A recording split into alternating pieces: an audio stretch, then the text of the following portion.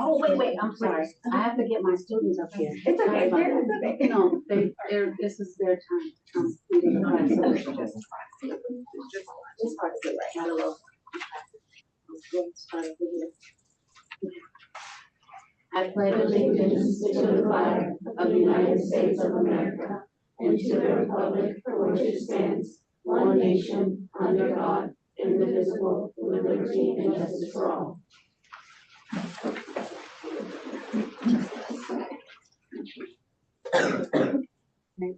Roll call. Trustee Hull? Here. Trustee Trent? Here. Trustee Proctor? Here. And Trustee Kim? Here. And I am also here.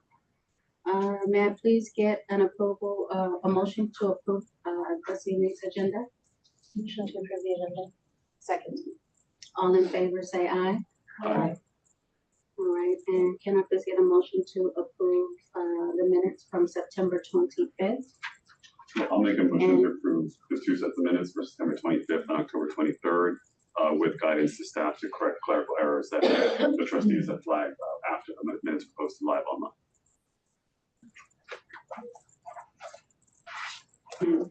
Second. All in favor, say aye. Aye. Okay. Now, we will please bring up our SMFCSD group.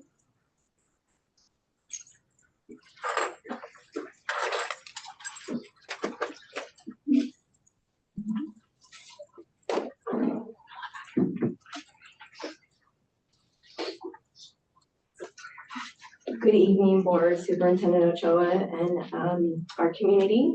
I'm Dr. Amanda Gall, the principal at Bowditch Middle School, and I'm very excited to be here with Mrs. Faisman, who's the principal at Foster City. A little bit of history there you might know, but I'm very excited to be back together tonight.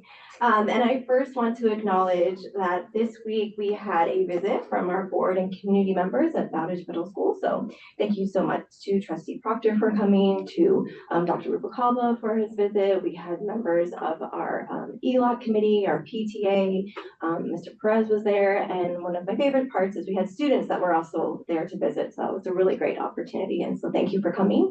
We saw our new buildings, we saw classes, and most importantly, we saw our students. Now I'm going to have Mrs. Mason. Good evening, and tonight we're excited. We brought students here to share about their experience with Project Career Map. This is a 2-year grant with the Gilead Foundation, and their goal is to inspire students to get into STEM and science careers. So they're going to share their experiences and the trips that they got to go on. Hi, my name is Melissa, and I am here to tell you about my experience on the San Francisco State University field trip. We walked around the campus and explored many places where people can start their careers. We visited the science building and even got to go inside. It had many classrooms and other cool learning spaces. We also toured the library, where we found a maker space with 3D printers, computers that generate AI photos, and even headsets we were able to try out. Overall, visiting SFSU was amazing, fun, and very interesting. I would definitely recommend this trip to others. Thank you for listening to my presentation. Thank you.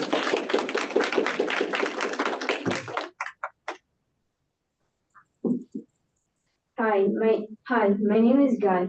I attended the October camp, and my favorite activity was when we built bridges out of popsicle sticks. Because I never did before, and I found it really fun.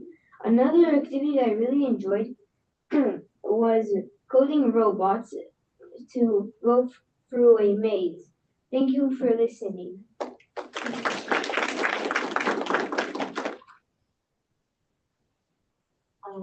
Hi, my name is Alika Cooper.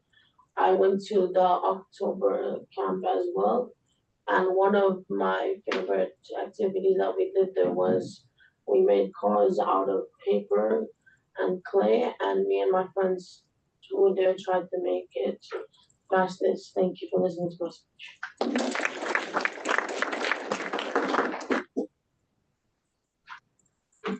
Hello, everyone. My name is Sia Singh, and I'm an 8th grader at Bowditch Middle School. Thanks to Project Career Map, I had the opportunity to do 2 very exciting things. I attended an engineering-focused camp over fall break, and this Monday I participated in World Savvy's AI conference. Both experiences were amazing, and I learned so much. When we arrived at the conference, I was assigned to a table where I met people from all over the area. Some attendees had even flown in and woken up at 3 a.m. just to be there. Wow. My table included a mix of adults and students. After a few minutes of introduction, we listened to a panel of speakers answer some questions. One question that really stood out to me was, what helps us prepare for a future where AI can do every single job? The panelists shared a variety of perspectives. Some felt that curiosity will be essential because it drives innovation and learning. Another panelist emphasized the importance of being able to adapt to change and roll with the punches that life throws at us. Someone else suggested having agency. Using AI as a tool to support us, but not to completely replace our own effort will be key. After hearing from the panelists, we took a short break and then returned to our tables for group discussions. At my table, we talked about where the AI gets its information. If the sources feeding the AI are inaccurate, then the information that we receive will also be inaccurate. We also discussed how AI can replace many creative jobs, such as artists. For example, instead of someone spending hours on a drawing, a person can simply type a prompt into an AI tool and have it do it for it. We also talked about how some AI-generated music and some AI-created songs have been very popular. When I got home from the conference, my mind was buzzing with questions. I couldn't help but wonder, if I rely on AI, am I holding myself back from growing and learning new things? Are the skills we're being taught today in school still valuable in a future where AI may play such a dominant role? And of course, the big question everyone seems to have asked themselves at some point in time, will AI take over the world? I also followed up on the discussion about AI-generated music, and it turns out that there are some AI-generated songs topping the charts. Overall, attending this conference was a wonderful experience, and I learned so much. Thank you to Project Career Map for providing me with these wonderful opportunities. I truly hope that Project Career Map will continue to give other students opportunities like this. Thank you.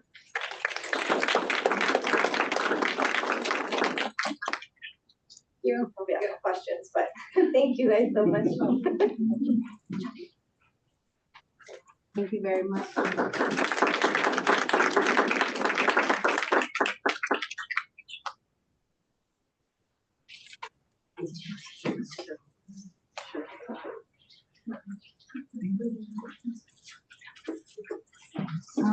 Okay, do we have any updates from CSEA?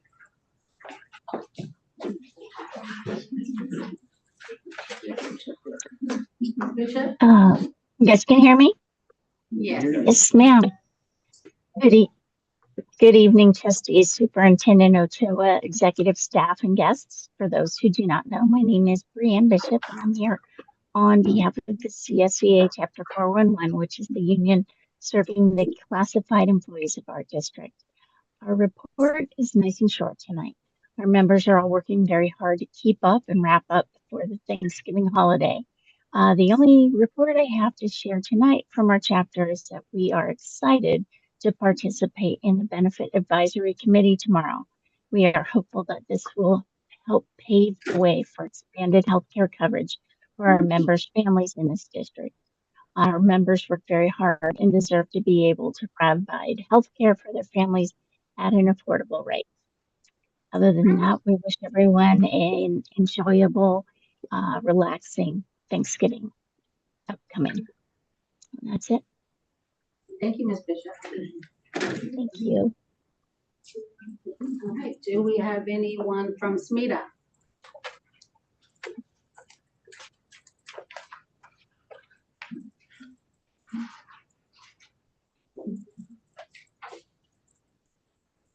Good evening, everyone. I'm here tonight on behalf of the educators of SMETA. As we approach Thanksgiving, I want to share some gratitude for our educators, for collaboration, and for the collective community commitment that strengthens our schools. I'm grateful to our teachers who have recently completed the time-intensive work of report cards. While the report cards are extensive, it's the personalized comments and conferences that help parents truly understand their child's progress. And these take considerable time and care. Tonight, I also want to celebrate something truly remarkable. More than 75 teachers are being recommended on the consent agenda for permanent status. This is an incredible number and a tremendous honor.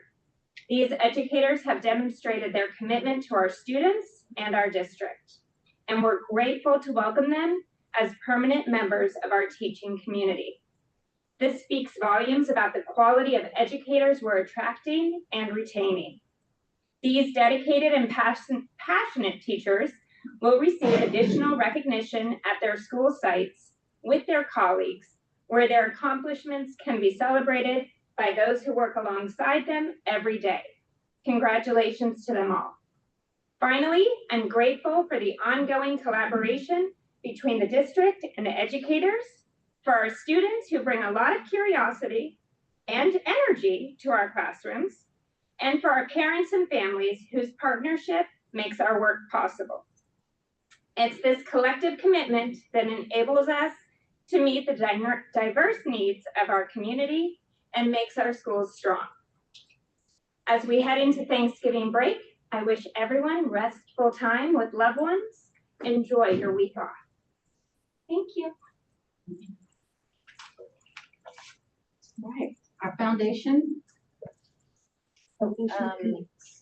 Karina could not make it today, so she asked me to do the updates. Okay. All right, okay. Okay, so this is what she sent. Library book funding of $50,000 to match the district's funding for new library books, and that's being distributed to the schools based on enrollment, and then also a number of students with socioeconomic need.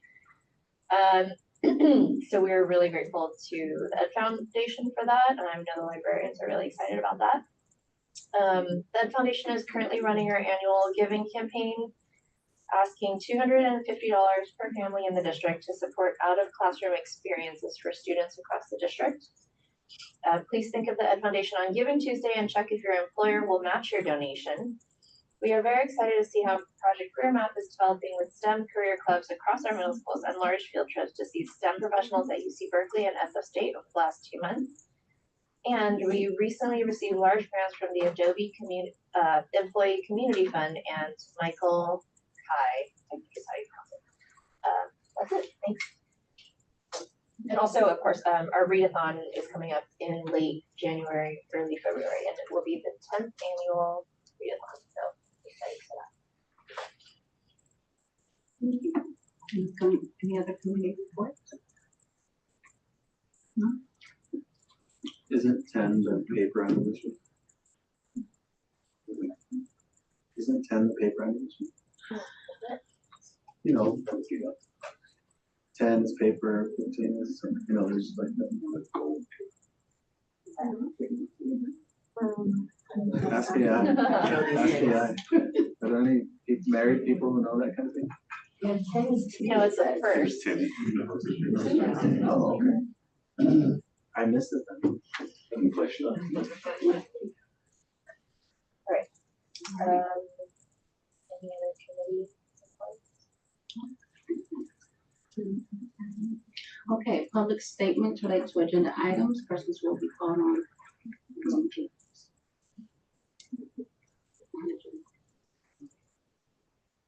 Oh, here we go. Okay, public, let's see, non-agenda items. Okay. Here we are. We will call Lila Pina.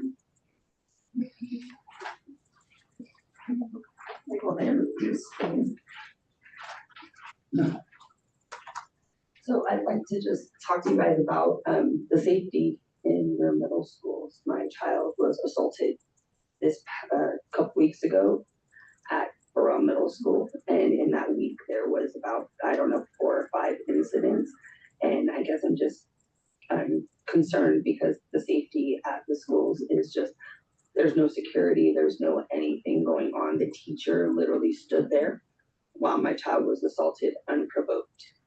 And so these things roll over into high schools, and it's ridiculous. And I hate to have to do this here, but where else do we do it?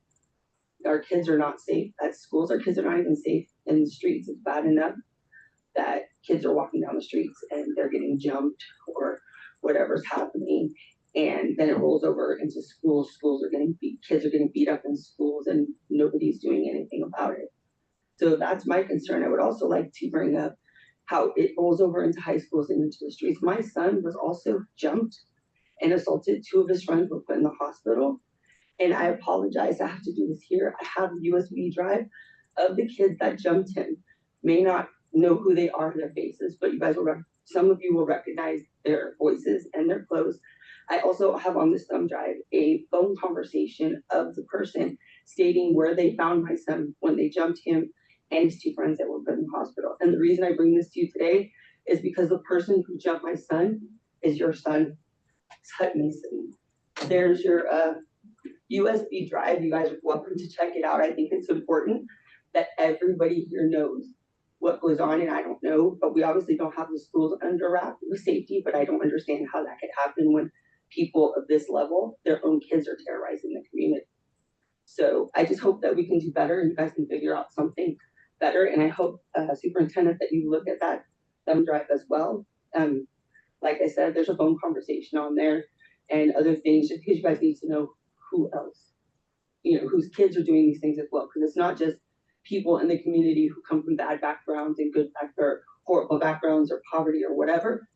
It's kids who have parents who are high up, kids who have parents who are powerful in the community, and they're out there doing this as well. So thank you for your time. I appreciate it. Next, we will have Joel Rebella.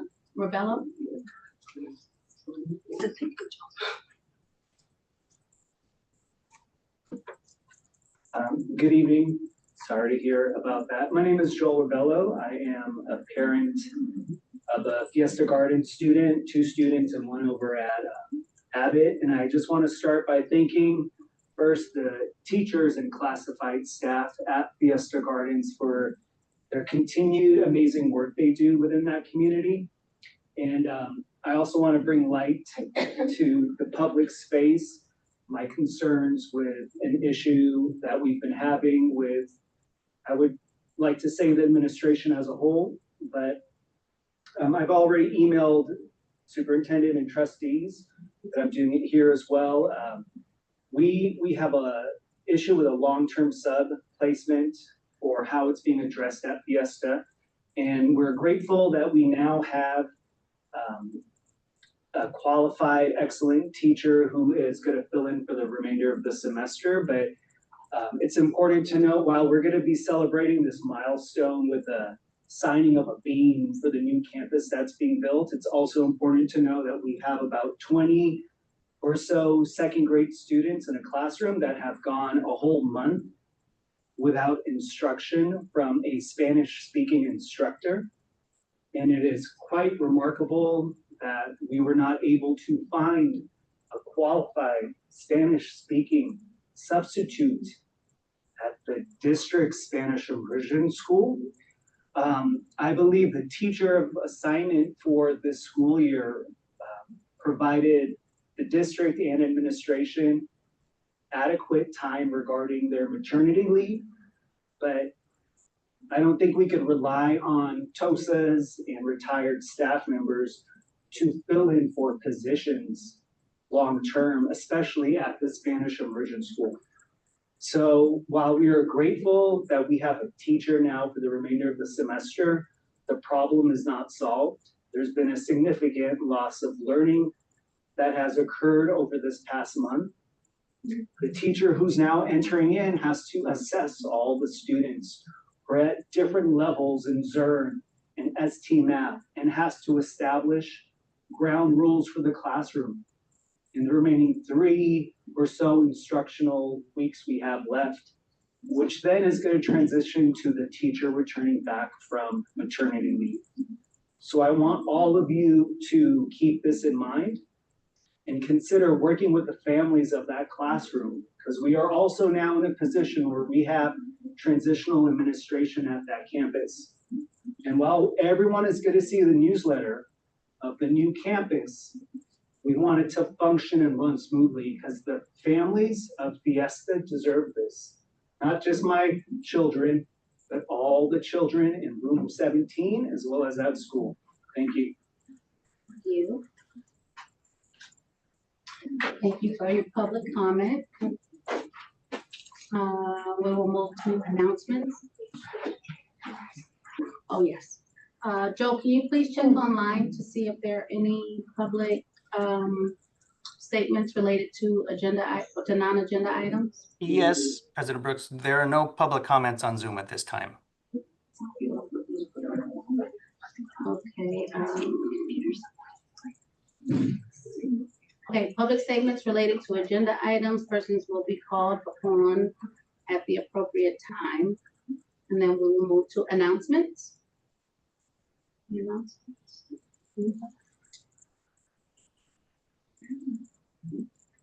All right, superintendent report.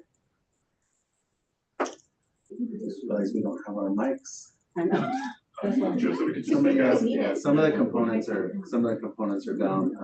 A number of different things, a really wonderful opportunity we had just a week or so ago to do a very rainy day theme signing at Fiesta Gardens International School. For those in the community that are just learning about this and being updated on it, it's very exciting to have a $36 million project well underway and for that school community to be offered a gymnasium, 11 new classrooms, a STEM facility, 50 more parking spaces, some additional improvements in the drop-off and pickup area on Humboldt, in addition to the completion of a field project that we have going on there. So when we have an opportunity to celebrate milestones like this for a community like North Central San Mateo, it's really special. It's a really wonderful thing. I want to give my thanks to our current principal, Mr. Robles. He is going to be transitioning out of the district in a couple of months.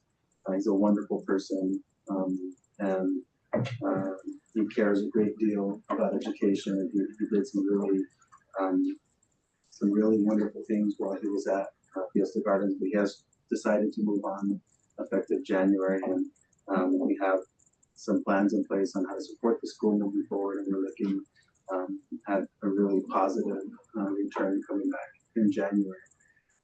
In addition to that, the school visitations are always a highlight, being able to get out and see what's happening at 5 of our campuses. And one of the interesting things that took place is during these visits, we have taken our visitors all over different parts of campus. And some parts of our campuses, as you know, are not updated. They're 50-year-old classrooms, or in some cases 70, 80-year-old classrooms that are not updated. And when you walk into a classroom like that, you notice. I mean, it's really easy to see the facilities needs that we have. So being able to take members of our community to see that is a really important part of our journey as a school district, because then we have members in our community who are able to go out and share with their networks and their neighbors what their experiences were.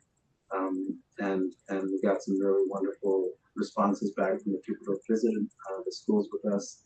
I think they're always impressed by how smart our students are and how hard our kids work. And I think they always love seeing how strong our teachers are and how caring our staff are. So, you know, when we have those school visits, it's just always a big highlight for us.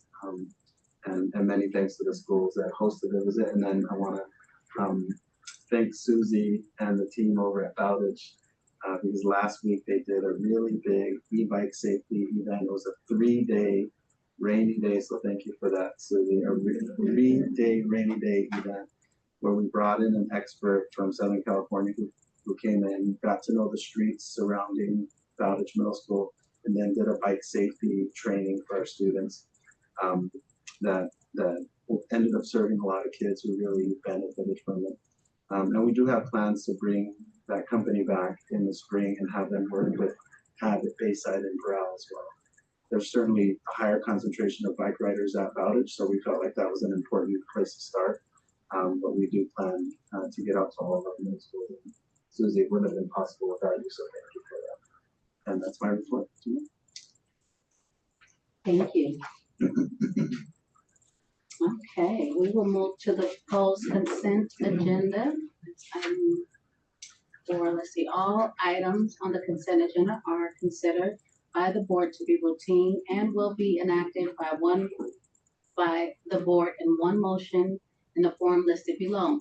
There will be no discussion on these items prior to the time the board votes on the motion unless members of the board, staff, or public request specific items be removed and discussed from the consent agenda.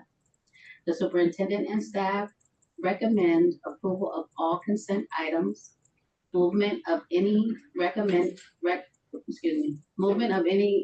recommended consent item is appropriate at this time. Is there anyone on the board who would like to remove any consent? Anyone in person? Joe, can you check online to please see if there's anyone who would like to remove any items from the consent agenda? Yes, thank you, President Brooks. There are no raised hands at the moment. Thank you. All right, I'll take a motion to approve the consent agenda. Motion to approve the consent agenda. Second. All in favor, say aye. Aye.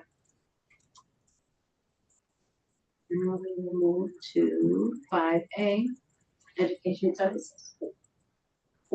And Joe, I think we have our executive director online if you want to check. Yes, they are on. I'm here. Hi. Good evening, everyone. Wonderful to see you. This evening, myself, Pam Barfield, the Executive Director of Curriculum Instruction, and Aleda Barrera Cruz, our Executive Director of Multilingual Services, will be sharing our fall interim assessments with you.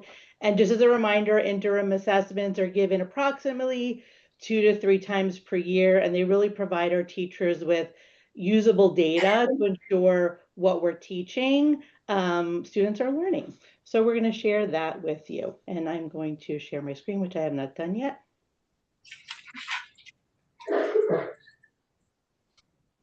Right here. All right. So we're going to start with the PATH Foundational Literacy Assessments. And as a reminder, these are given to kindergarten, first and second graders. They are given in the beginning of the year, middle of the year, and the end of the school year to see how our students are doing with our foundational reading program.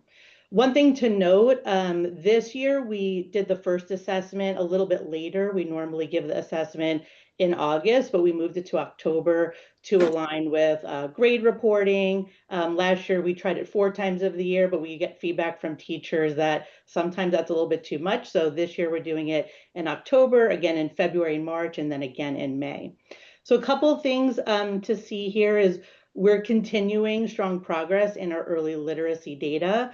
In our first fall assessment that was done over the last couple of weeks, we have 67.6% of students meeting and exceeding standard. We see a nice little bump in our first grade. And another quick thing as a reminder is the kinder assessment looks a little bit different than the first and second grade assessment. So the kinder assessment is measuring students' ability to read letters and make letter sounds, while the first and second grade assessment is the ability to then read and lift words off the page and decode individual words, which we call the test for single word reading. So it's really great to see that strong first grade, because we know the students are really getting great instruction in kindergarten, because first grade you actually have the most to learn when you're learning how to read.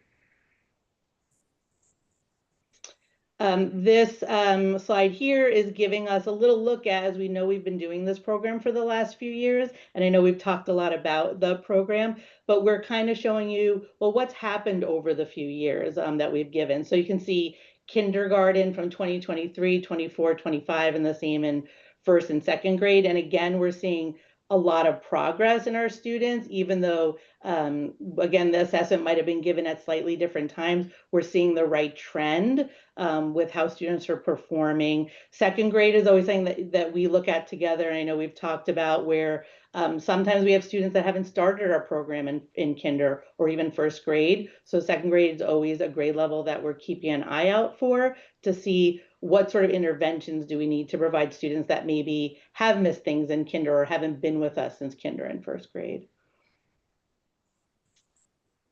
What you're going to see over a few of our slides, you'll see this little visual here. It's got like the kids kind of growing up. We did want to provide during this presentation, because we've talked a lot about, well, what's happening with cohorts of students versus kinders each year. So we're going to get a glimpse over the few slides of some of the cohort data. And so what you see here are a cohort of students that started with us as kinders in 2023, continue with us in 2024 and 2025, this data. Now, again, like I shared, we didn't pull out students who didn't start in kinder or first, so I wouldn't call this a fully stable cohort, but it is a general sense of how are students doing that are in our schools kinder through first grade. And even though it's not necessarily a stable cohort of students, we are continuing to see that students that are getting the program in kinder and joining us throughout the years are still showing significant growth, and we're getting a lot more students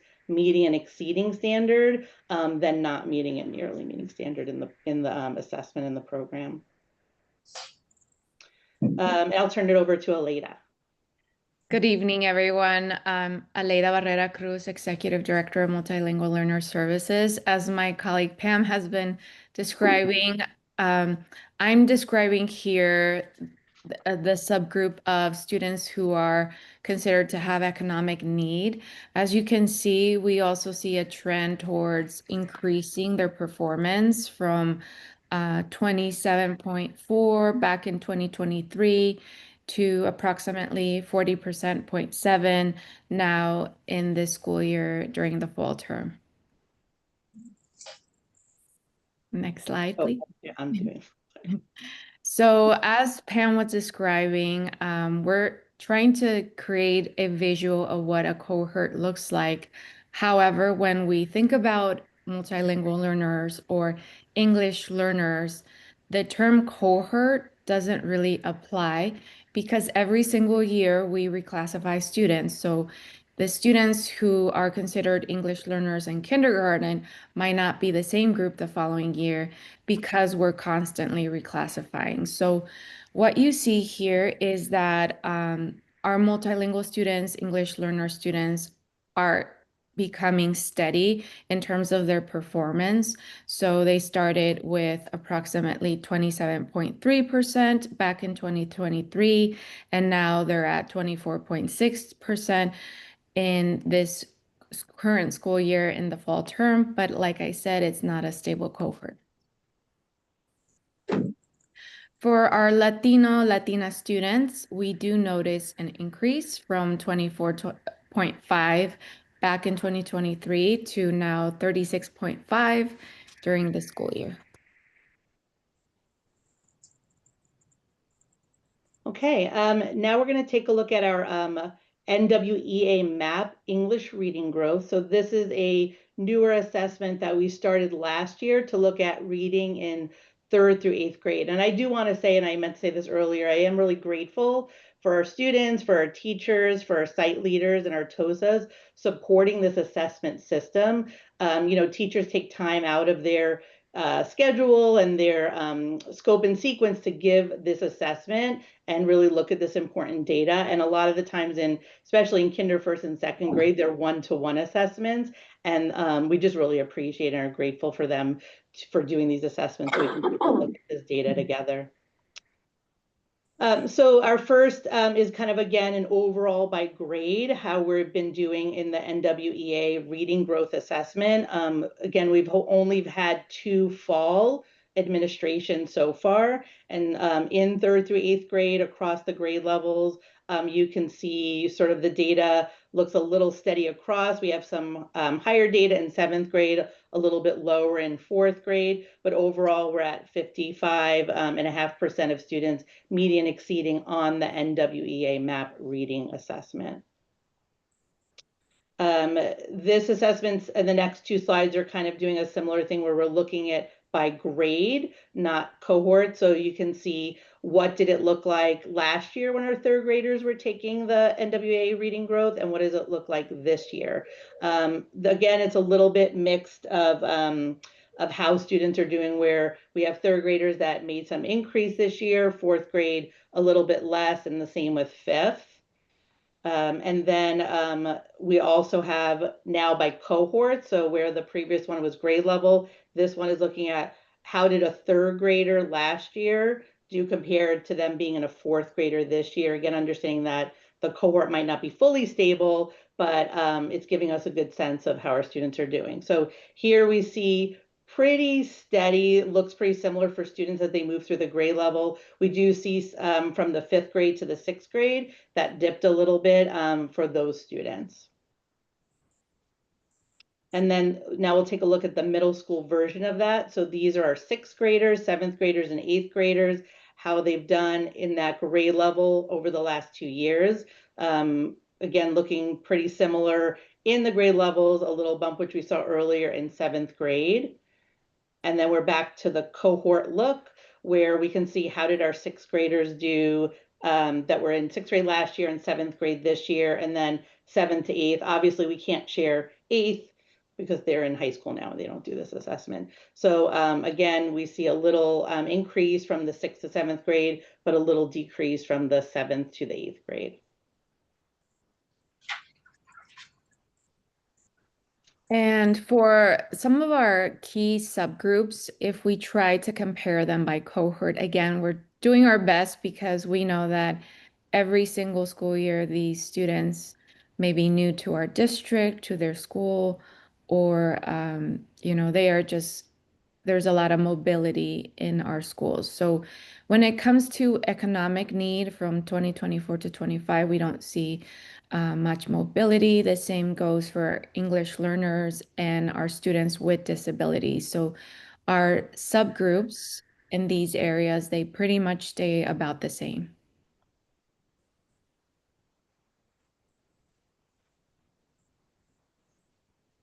And then when it comes to some of our ethnic groups, Latino, Latina students, Black African Americans, Native Hawaiians, and Pacific Islander students, we also notice the same happening across the 3 ethnic groups, where the students pretty much stay about the same in terms of their performance.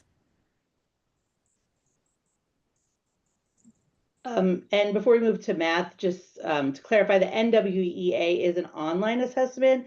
Some of it looks a little bit like the CASP assessment, but there's, I would say, less writing on it than you might see on the CASP.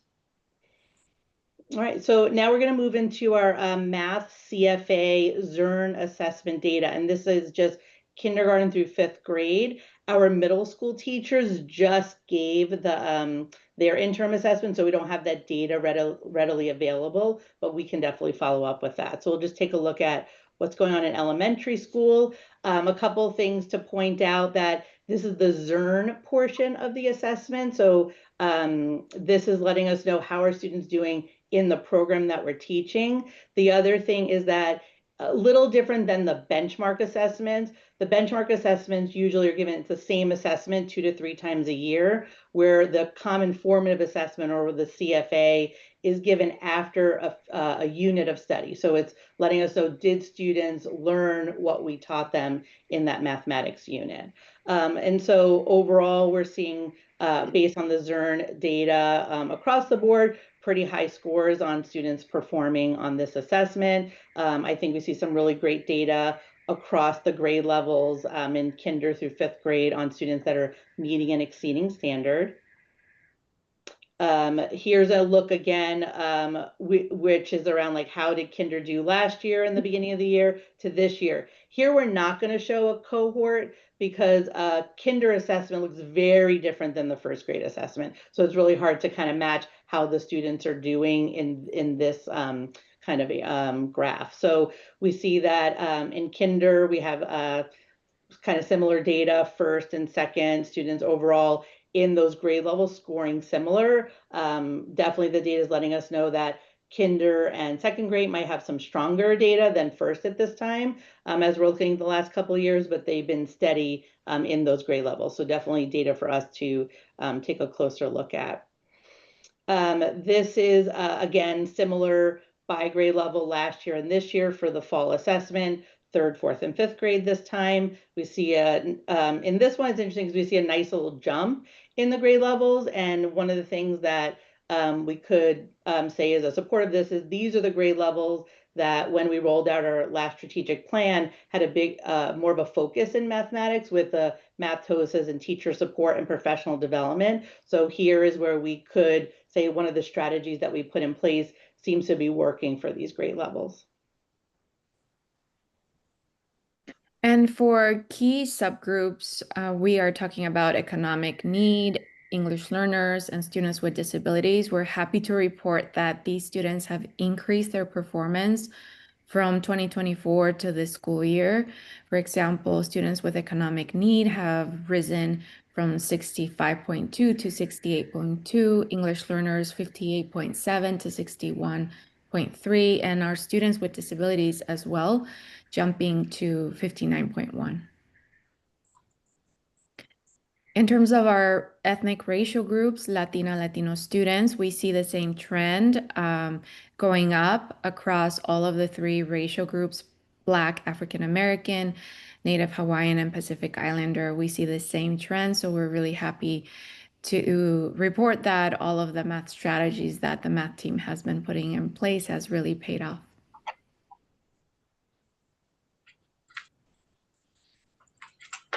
And now we close it and we open it up to questions and discussion. Thank you. Is there anyone on the board? Yeah, I would like, thank you both for the presentation. I wanted to ask, based on this data going forward, are there any things that we could or should be doing differently to support literacy, particularly in upper elementary or middle school, while acknowledging that we were focused for a while on K-2 literacy? Yeah, Elise, did you want to start? Because I know we talked about that. Yeah, so one of the things that our team is planning on putting in place is just the additional tier 2 and tier 3 literacy interventions that we hope to tighten up in the upper grades. For example, we already have some interventions. Phonics for reading is one of them. And we want to examine more closely how we can put that in place across all the schools in our district, specifically in our Title I schools where we find more multilingual students. And we know that these students are also acquiring a second language as they're learning to read and acquiring literacy skills. So they have two loads on their back to carry when it comes to learning language and literacy. And so those are some of the steps that we're putting in place. Additionally, Pam also has some new initiatives that are happening this year. Yeah, so our language and literacy TOSAs, we're kind of creating little group cohorts within ourselves. And one of the groups is focused on what do we look for in interventions for upper elementary students who are not yet at grade level or may not have been with us since kinder or first grade and have some components that they're missing. So to really find that opportunity for what is the high level tier 2 or tier 3 strategies that first ideally could happen in the classroom, but if can't happen in the classroom, can happen either in the after school or happen with TOSAs later in the day when the students aren't missing any core instruction. Thank you. If I can share as well, Vice President. Over the last week and a half, the assessment department and I have been working on a pretty elaborate, very, very detailed, multi-year analysis of the experiences that our kids are having in our schools, to try to find examples where multiple variables together predict achievement. So in our business, in public education, we often run into analyses that look at one criteria. No offense, Pam and Aleda, but many of the charts you saw tonight are showing English learners. And so when you look at a chart that says Latino, that means that's a very, very big category. What we started to do in this process of evaluating this presentation and multiple years of data was, I really had a curiosity to see the Sunnybray, not because of you, but Sunnybray's third grade students who tested last year. And there were 53 kids who tested in third grade at Sunnybray. And of the 53 kids, 25 started in kindergarten at Sunnybray and took a test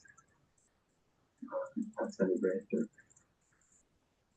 And the other 28 came from outside of Sunnybray.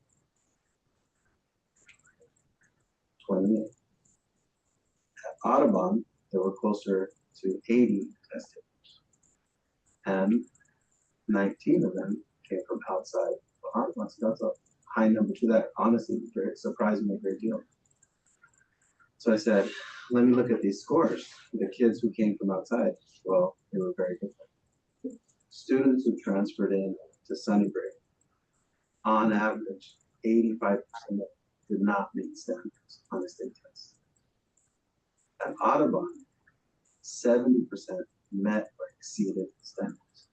So in evaluating what other criteria predicted that, because those are two really like opposite outcomes, it was initial fluent English proficiency and income. So when I was able to take the late arrival, or what I'm calling not continuous enrollment, the non-continuous enrollment with income and initial English proficiency. If a student has English as an initial fluency and does not have economic need, coming from outside the district, in many cases outside the country, has zero impact on their achievement. Flip it this way, and if you add a lack of language proficiency or income, both of them result in almost uniform non-achievement. So you have to think about a teacher at Sunnybray in third grade who has 23 kids in their class, and 11 have come through the system, and 12 have not come through the system. And of the 12 at Sunnybray, of the entire group, which was 28, 15 have been in the US 2 years or less.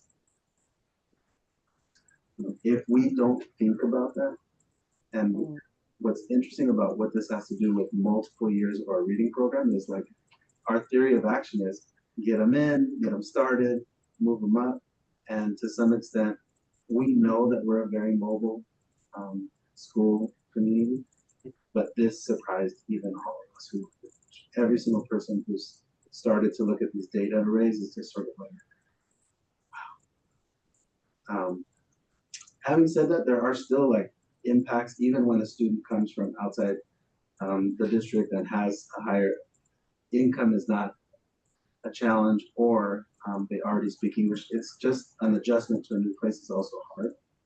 So another example, like Audubon, this year's third grade class, they have 12 newcomers who've been in the US less than 2 years. That's cool.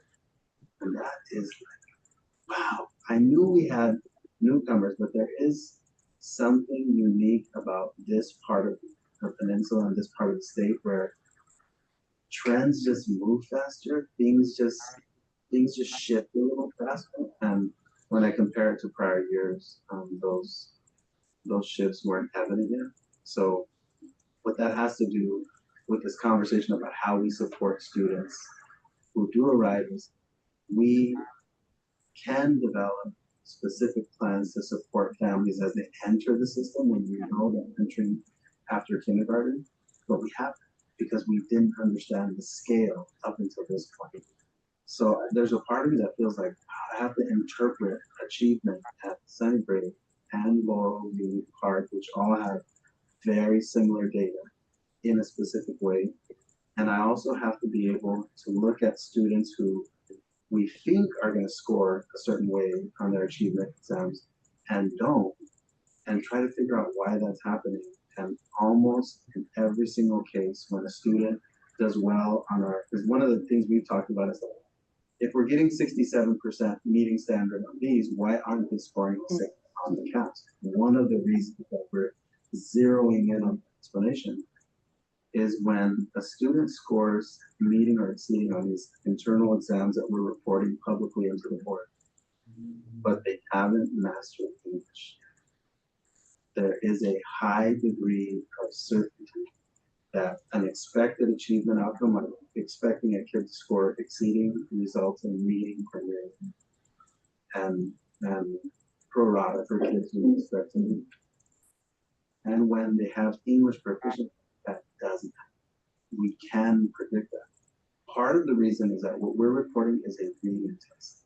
The English language arts test involves other literacy domains that aren't captured in the reading test.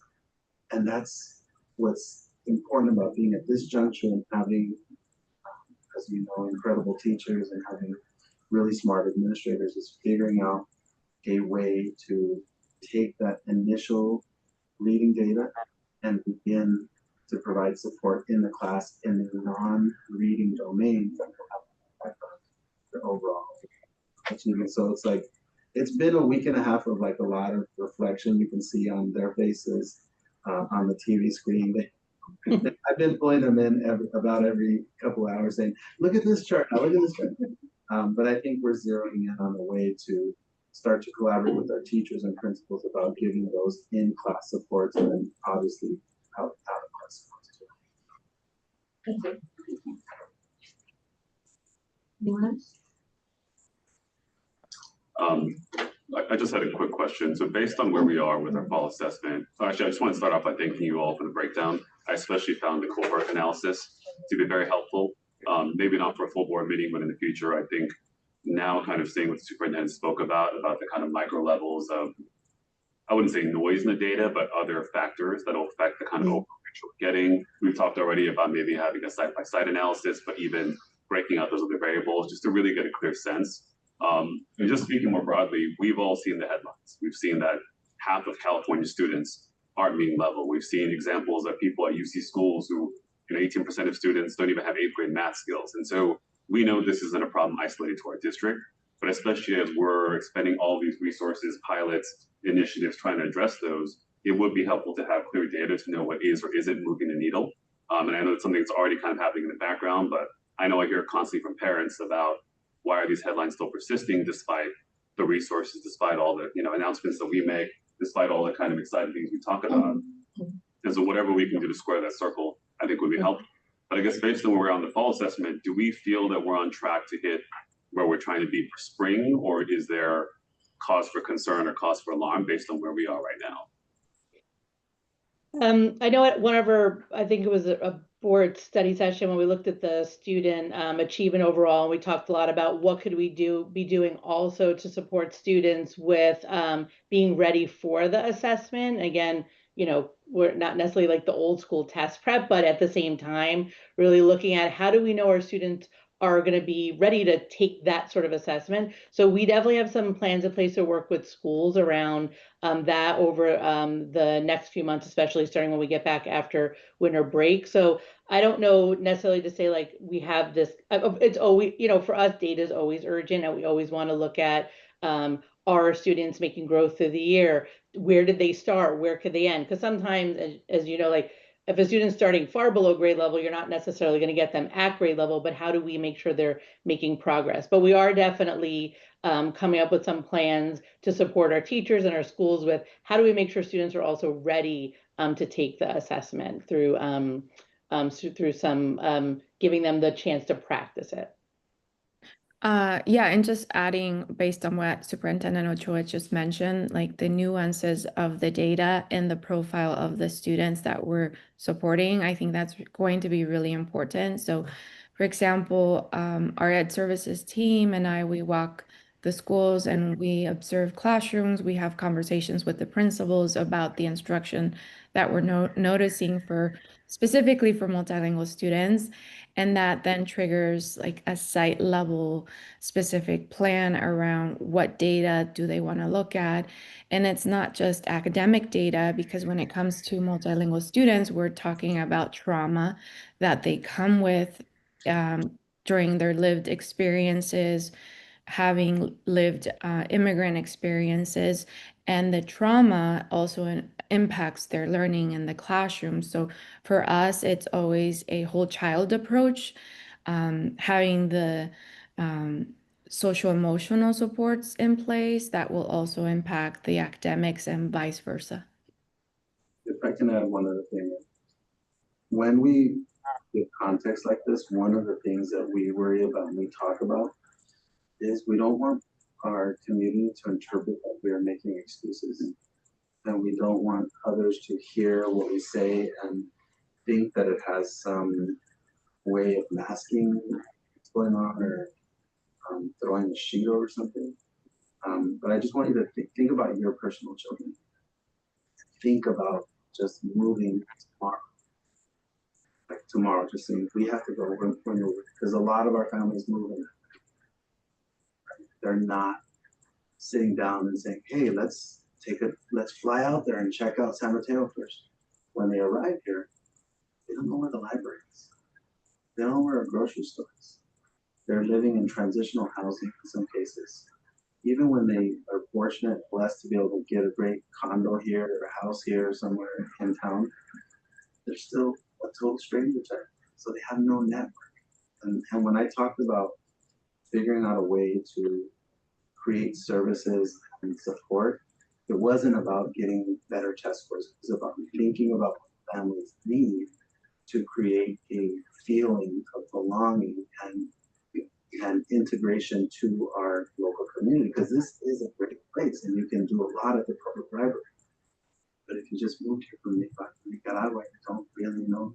You need a way to get in there. You might need food support, phobic support, legal support, medical support. You might need a lot of things that, I didn't give the full number. I specifically talked about Sunnybrook, which, as I pointed out, more than half the kids did go there kindergarten. And in the entire district, it's 285 kids last year out of our 1,000 students that were in third grade came in after, and many of them in the last 2 years. That means we have to do something different, because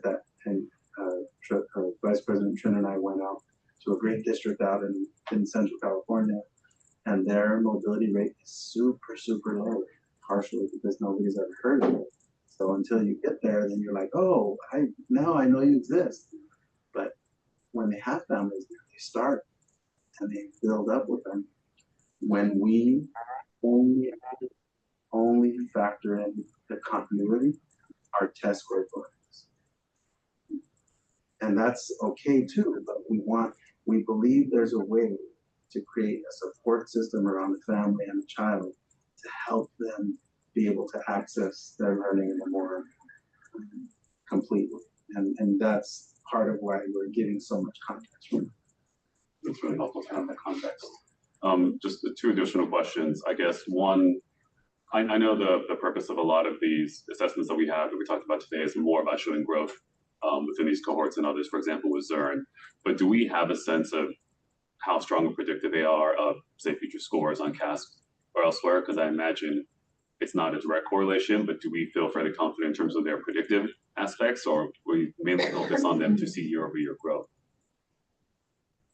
The NWEA part of it is they do give you a CASP prediction as part of the student assessment. So I would say, we are only in the second year of giving it. Teachers still are, needing some professional development, making sure the assessment's being given the way that we want. But overall, that assessment does officially have a little bit more of a CASP predictor. Zern, we look at it more around their understanding the content, and the more they understand the content, then they should be able to, you know, access the CASP assessment as well. And obviously PAF, they're not doing the CASP assessment just yet. And then the metrics we have here, it seems like a lot of them are more short term, so we don't really have a good way to connect it back to pre-pandemic levels, do we? In terms of these specific assessments, because it seems like they're more recently adopted. These are more recently adopted assessments. Yes, I think when we first started with PAF, we developed some of the scoring based on how we knew students were doing in previous assessment, but it's quite a different assessment.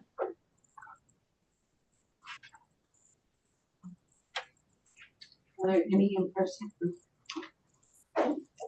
Okay, Joe, can you please check online to see if there are any public comment?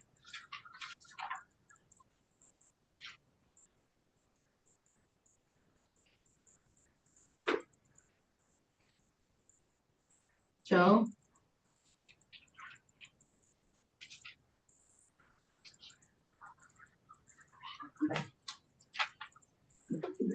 Christian will walk over and check.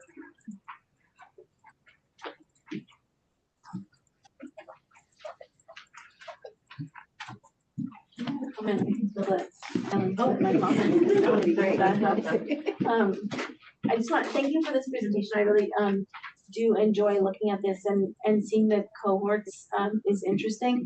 This makes me, and I know nobody has extra time in this district, but it makes me wish we had a dashboard or something that we could actually track cohorts, like legitimate cohorts, and not have like, you know, we could change the factors that we want to see. We could, with AI, there could be predictive elements to it based on past data. So, you know, when somebody has extra time on their hands, the dashboard would be fun. You know, because Trustee Kim mentioned it, one of the lack of reliability in using these assessments to predict outcomes has to do with the factors that I discussed earlier, which are the initial English proficiency, the income, and then the continuity or discontinuity from the district. So a year ago, we would have looked at our NWEA data and said, oh, wow, this is where we're headed with this group of kids, thinking if they nearly met on the NWEA, they're going to nearly meet on the state assessment. And we found a less than 60% accuracy in that proposed net result on them. And what accounts for that 40% that we were wrong about is when those factors are put together with performance. So what we're actually doing right now is we're identifying kids who are just now third graders for the first time, because they haven't taken their first round of state tests, to do what you're suggesting. Use a dashboard, and we are developing, use a dashboard to identify students who fall into the category of this criteria, and now this. We got the first round of NWEA in the fall to be able to predict, put together a program for those kids and see what the impact of that was leading into what we think is going to be like mid-April implementation of the test. And then if once that whole sequence goes, we think we would publish a dashboard like that in May, only to work up the kinks, make sure that we don't have data errors, but also in cases where we have really small cohorts, not to publicly announce that data, because there are a lot of restrictions on how you show data when certain subgroups are small, and that just, honestly, it just takes a lot of time to sort of manage the risk of putting out data when there's only 3 kids who are part of a particular group of them. I mean, I'm just thinking about like if you, and I'm not a computer person or whatever, but if you're able to kind of build these profiles of students, like they have these kind of elements, and I'm not suggesting like predicting it in a negative way where it's like limiting them, but being able to identify early, like these are some of the resources that we might need, or these are some of the areas that we've seen based on historical data that we can like intervene earlier and help others. Come on. You're tapping right on the X-ray. We're all looking at it, but you're tapping right on it. Okay. Yeah, I think we're online. Yeah, Joe, can you please check online to see if there are any public comment? Yes, sorry about that. No public comments at this time. Okay. Anyone else? I just a quick thing, other than endorsing Trustee Proctor's business idea. I really appreciate what the superintendent said earlier, because I do think when we talk about mitigating factors or other factors, a lot of times it is viewed almost as a way to let ourselves off the hook. And I agree with the way that the trustees have spoken about it as well. I think it is about identifying that need. I think especially hearing that nearly 30% of our third graders are newcomers or transfers into the district. Again, I have a tremendous amount of respect for all the work that we do. I was previously on the DLAC committee. I've been part of our sanctuary and equity task forces, but seeing the scale of the need relative to what we've currently deployed, it does feel like we need to have much larger conversations about how to either redesign or staff up accordingly to really address that. And so that is something that I would ask for in a future board meeting or study session. But just even recognizing that the scale of that particular issue. And I think the superintendent's point is less about test scores for this calendar year, and more about, are we supporting these students in a way that they're generally learning, engaging, able to take full advantage of everything we have in front of us. And then I was going to say this in board comments, but one of the best things that we've seen with all of our community partnership visits is how so many of them have stepped forward to address a lot of these needs. And what we've done with community schools and others, to the extent that we can contain it within our district, we try to. But there are a lot of folks out there who I think recognize that we are in very unusual times and that the need is very high and that our budgets are tighter than ever. And so if there are opportunities to bring in folks like we have with the Bay Ed Fund and others, that's something that I think I'd be very excited in exploring, because I agree, I think this changes the picture of what folks typically think of. And we hear a lot of frustration from parents, from observers, from casual commentators about our public schools having the kind of record that they have. And I think given the circumstances we're facing, I'm fully in support of reevaluating how we approach these challenges to really meet what we're dealing with, as opposed to how people thought of education, say 40 years ago.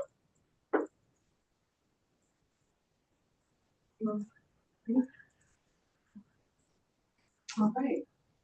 We have to circle back now to Ms. Stephanie with how to do human resources. I actually don't think I accidentally scheduled. I'm gonna move back to, excuse me? I think we're good to go on to 6. I think you're seeing under proposed consent. I think that's what you're seeing. Yeah, see, that's where, okay. Yeah. Yeah, okay. Thank you.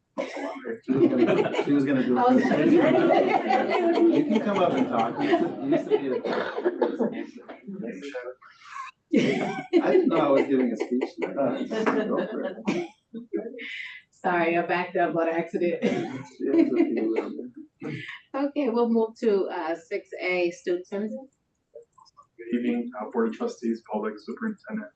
It's my great honor to be here with our Executive Director of Special Education, Heather Morgan, who will provide a special education update. Good evening, everyone. Thank you for having me. Give me just one moment to get my slides up here for you. Okay.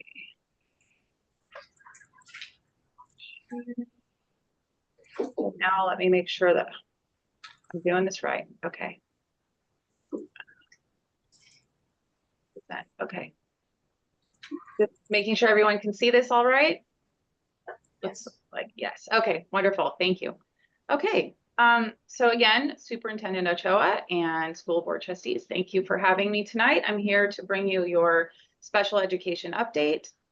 And this is our agenda. We'll be going over some program updates, as well as fiscal and staffing, and a review of some of our community partnerships tonight. Okay, so as always, this is the current breakdown of the programs and continuum of services that we offer in San Mateo-Foster City School District for students with disabilities. We've been creating these over the last 5 years to kind of track where the programs are, and visually you can see where they lie, and also the complexes where our programs live. And again, this was done really intentionally to put more programs in neighborhoods so that children with disabilities or with IEPs can attend schools in their own neighborhoods where they live. Okay. Now, the next few slides, I just want to sort of explain. I put more attention on inclusion, and specifically to explain some misunderstandings and provide some clarifications about what we mean when we say inclusion within special ed and the work that we're doing. This has been a long process. We're actually in our 5th year. And over the course of 5 years, things change, and we learn things, we pivot, we refine things. But I was working really, really closely with some of the leaders in our special education leadership committee, and I intentionally really wanted to get their feedback and their sort of reflections on what the community and what the teachers and what SMETA believe we mean when we say inclusion. And what I learned was that there is a lot of, I'll say, I don't want to say misinterpretation. And so this is my opportunity, which I don't get very often, to really be clear. In the next few slides, I designed these with their collaboration and with their support, which I really appreciate. So I say that I present to you now some clarification and some information about what the hard work and the really intense work that we've been doing around inclusion in our district. So to start, we define inclusion is creating belonging and welcoming environments for all students.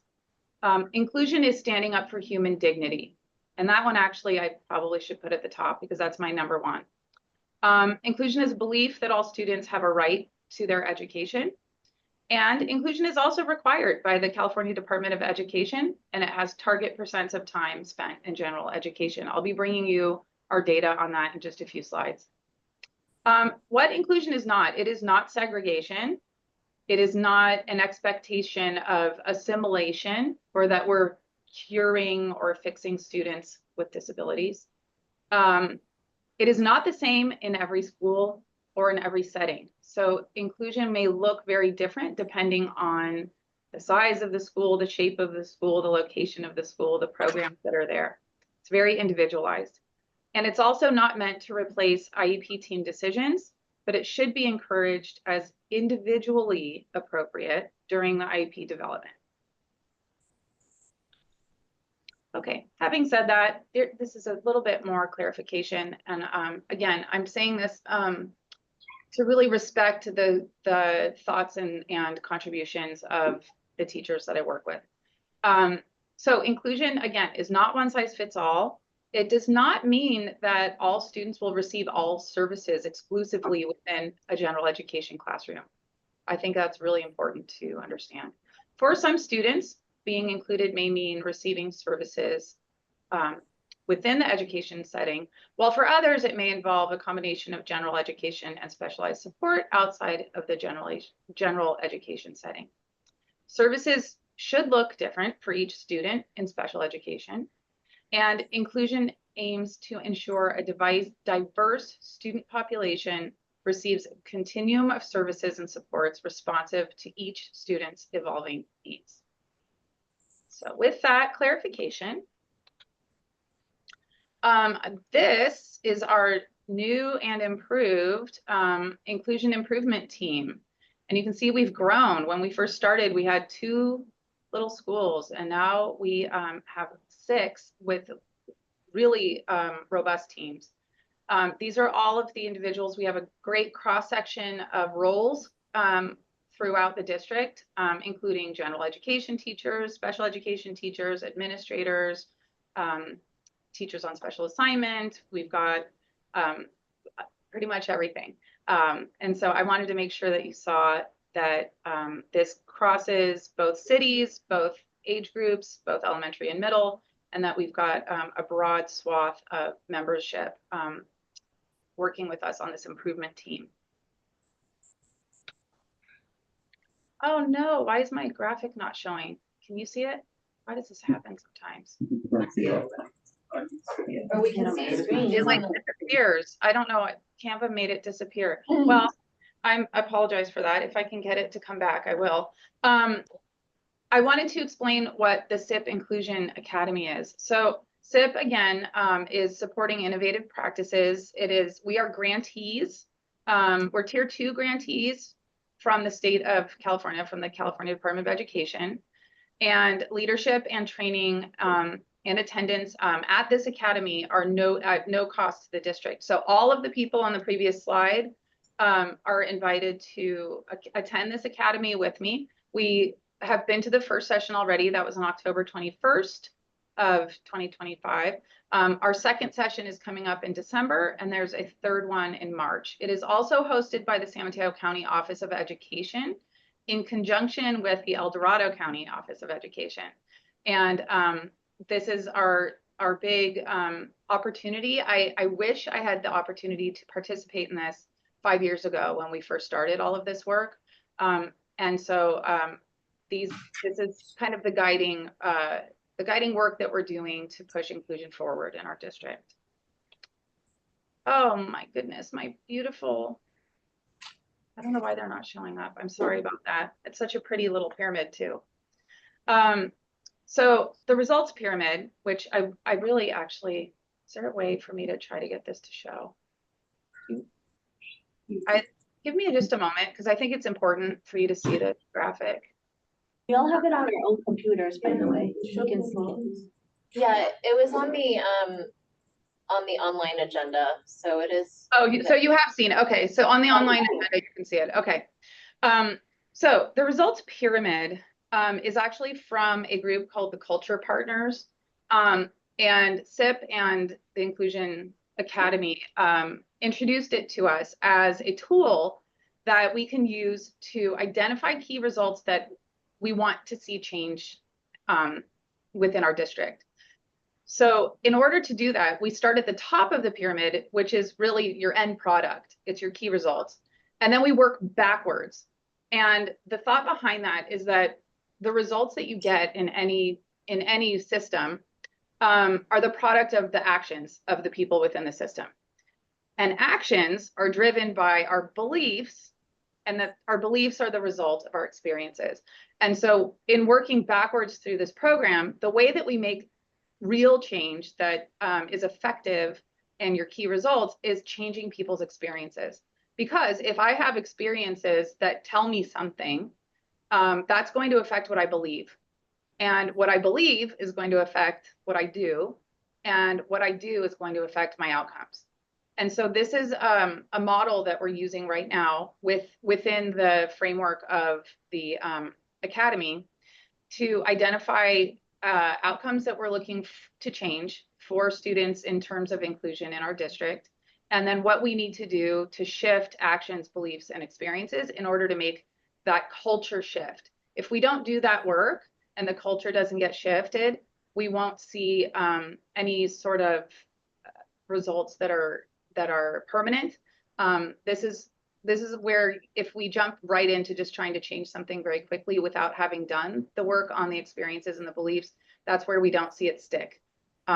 So I wanted to identify this and share this with you. I'm glad that you are able to see that pyramid. I think it's a nice graphic that sort of illustrates this. And I apologize for this not showing up here. It's a little glitchy. Okay, and this is just sort of the definition of what supporting innovative practices is about and what the Inclusion Academy is about. So our participants are identifying or leveraging existing equity and inclusion improvement team. So I've shared that with you. And this team will work together to reaffirm our commitments, foster our environments, align our systems, center our educator beliefs, and then collaborate with our statewide partners in order to strengthen cross-system alignment and accelerate impact. Okay, and then this is the data. This goes all the way back to 2019. So this is the indicator. The goal is the percentage of students in a regular classroom 80% or more of the day. And so in our first column, you can see, for example, in 24-25, we had 964 students with IEPs, and this is as reported through CalPADS. So if we have 964 students, 761 of those students do in fact spend more than 80% of their time at school in the general education classroom. That equals 69.56%. And we, again, have exceeded the state target, which has gotten higher every year. You can see the target for 24-25 was 67%. Back in 1920, the target was 53.2. So we have made an enormous amount of growth in this. And I think it's really positive, and it shows that we are making the progress as we do this work with our inclusion task force and our committees, but we're continuing to grow and meet the targets as they increase each year. Oh my goodness. Okay, so another collaboration that we've had within special education is our math department and special ed. And so we started this last year, and it came out of conversations around bridging the work that we're doing in our general education classrooms with the work that happens for students who are receiving resource support in especially elementary. We tried to target our elementary schools. So we developed a series of 6 training days. We've got 4 of them have been completed, and there are 2 more in spring of 26. We're offering and exploring intervention strategies and materials. And we're also teaching strategies to provide student access to grade level content, regardless of barriers caused by learning differences. So historically, that's been a problem, is that if you have a learning difference, you may be stuck working on one foundational set of skills for so long that you're no longer working at grade level material. And so we want to make sure that students don't get hindered by those barriers, and that we're still providing access to grade level content regardless of a learning difference or a barrier that's created by that. So the team it consists of our elementary RSP teachers and their paras, which is wonderful. They're able to join us too. And it's led by our math TOSA team and our math coordinator. Okay, and right now I would like to invite Aleda, there she is. Aleda and I, this is another one of my collaborations this year, are working together on dually identified students. And I welcomed her today to share a little of the work that we're doing and explain a little bit more about the committee that we co-lead. Thank you, Aleda. Thank you, Heather. Yes, here again tonight. We're delighted to be collaborating with the special education department on this committee, which is the multilingual committee for dually identified students. And you might ask, what is or who is a dually identified student? So a dually identified student is an English learner, meaning they have not reclassified, who is also eligible for special education. In the state of California, out of all the students who receive special education services, approximately 23.5% of them are also multilingual learners or dually identified.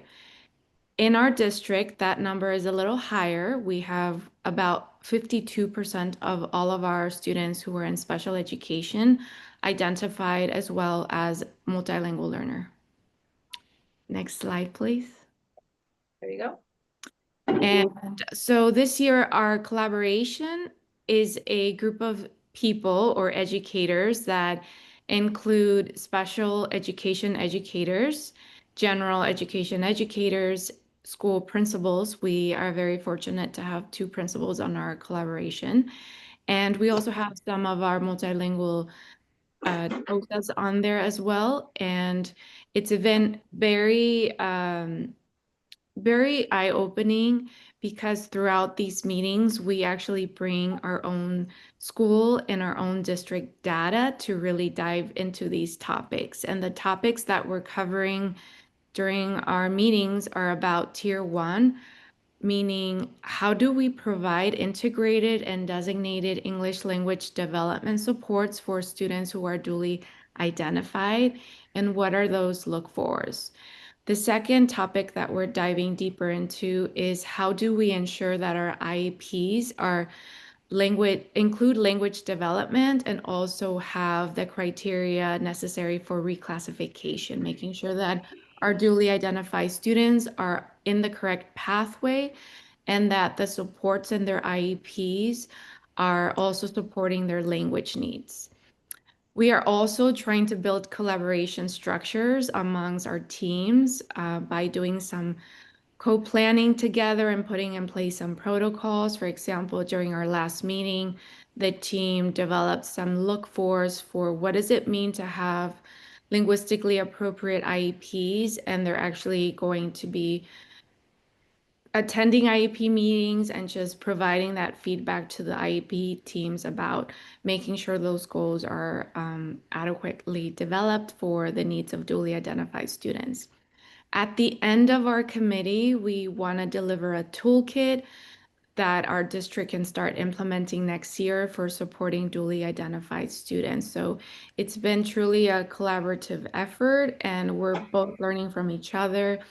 We're learning from the SPED team as the SPED team is also learning from the multilingual team. So thank you, Heather, for this collaboration. In addition to that, we're also working on bringing more outside consultants who can really guide the work for our district and really identify how we can serve the needs of our communities.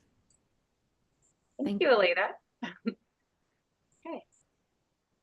All right. And one of the other professional developments that I wanted to share, actually we had two that are aligned with each other. These sort of harken back to some of the requests from the school board that we work on compliance with our legal team and build more robust compliance within our own special education teams and case management. And so the first one was presented by one of our legal counsel from AALRR. And the audience was all special education case managers. So all of our RSP and SDC teachers, all of our SLPs, speech and language pathologists, all of our psychologists, and all of our other related service providers. This was a large group. And we did two sessions, one on legally defensible note-taking, and then also one that we call Sweat the Small Stuff, where she went over procedural errors that cause district exposure. This was very well attended. We had well over 100 attendees at the September 26th Professional Development Day in the morning. And we received very strong feedback in terms of appreciation for not only the reminders, but tips in helping them navigate difficult IEPs and making sure that we are compliant for our students and legally compliant. And the second part of this was that we wanted to make sure that our administrators also received this information to complement the information that their case managers received. So we did a very similar Sweat the Small Stuff presentation, but we switched it so it was delivered through the lens of our local educational agency. That's what we call our administrators, the LEA, and within the meetings, the IEP meetings. So again, our audience was our elementary and middle school principals, and this was closely aligned with what the case managers received so that the principals know what the case managers heard, and the case managers are aware of that their principals are also learning the same information at the same time. Okay, I wanted to review also the growth of our behavior team. We have been prioritizing this as we have seen an uptick in behaviors over the last few years. And in response to that, and in response to creating supportive environments for our sites and our staffs and our schools, we really built out this behavior team. So we are continuing with safety care training. It is still a dedicated rollout to all schools, and we do prioritize sites with known behavior challenges. And we are still doing recertification annually. We've grown our BCBA team. We now have 6.0 FTEs, so we have 6 of them, and they're all district employees. They oversee the behavior team pyramid, which is the registered behavior techs, as well as our behavior techs.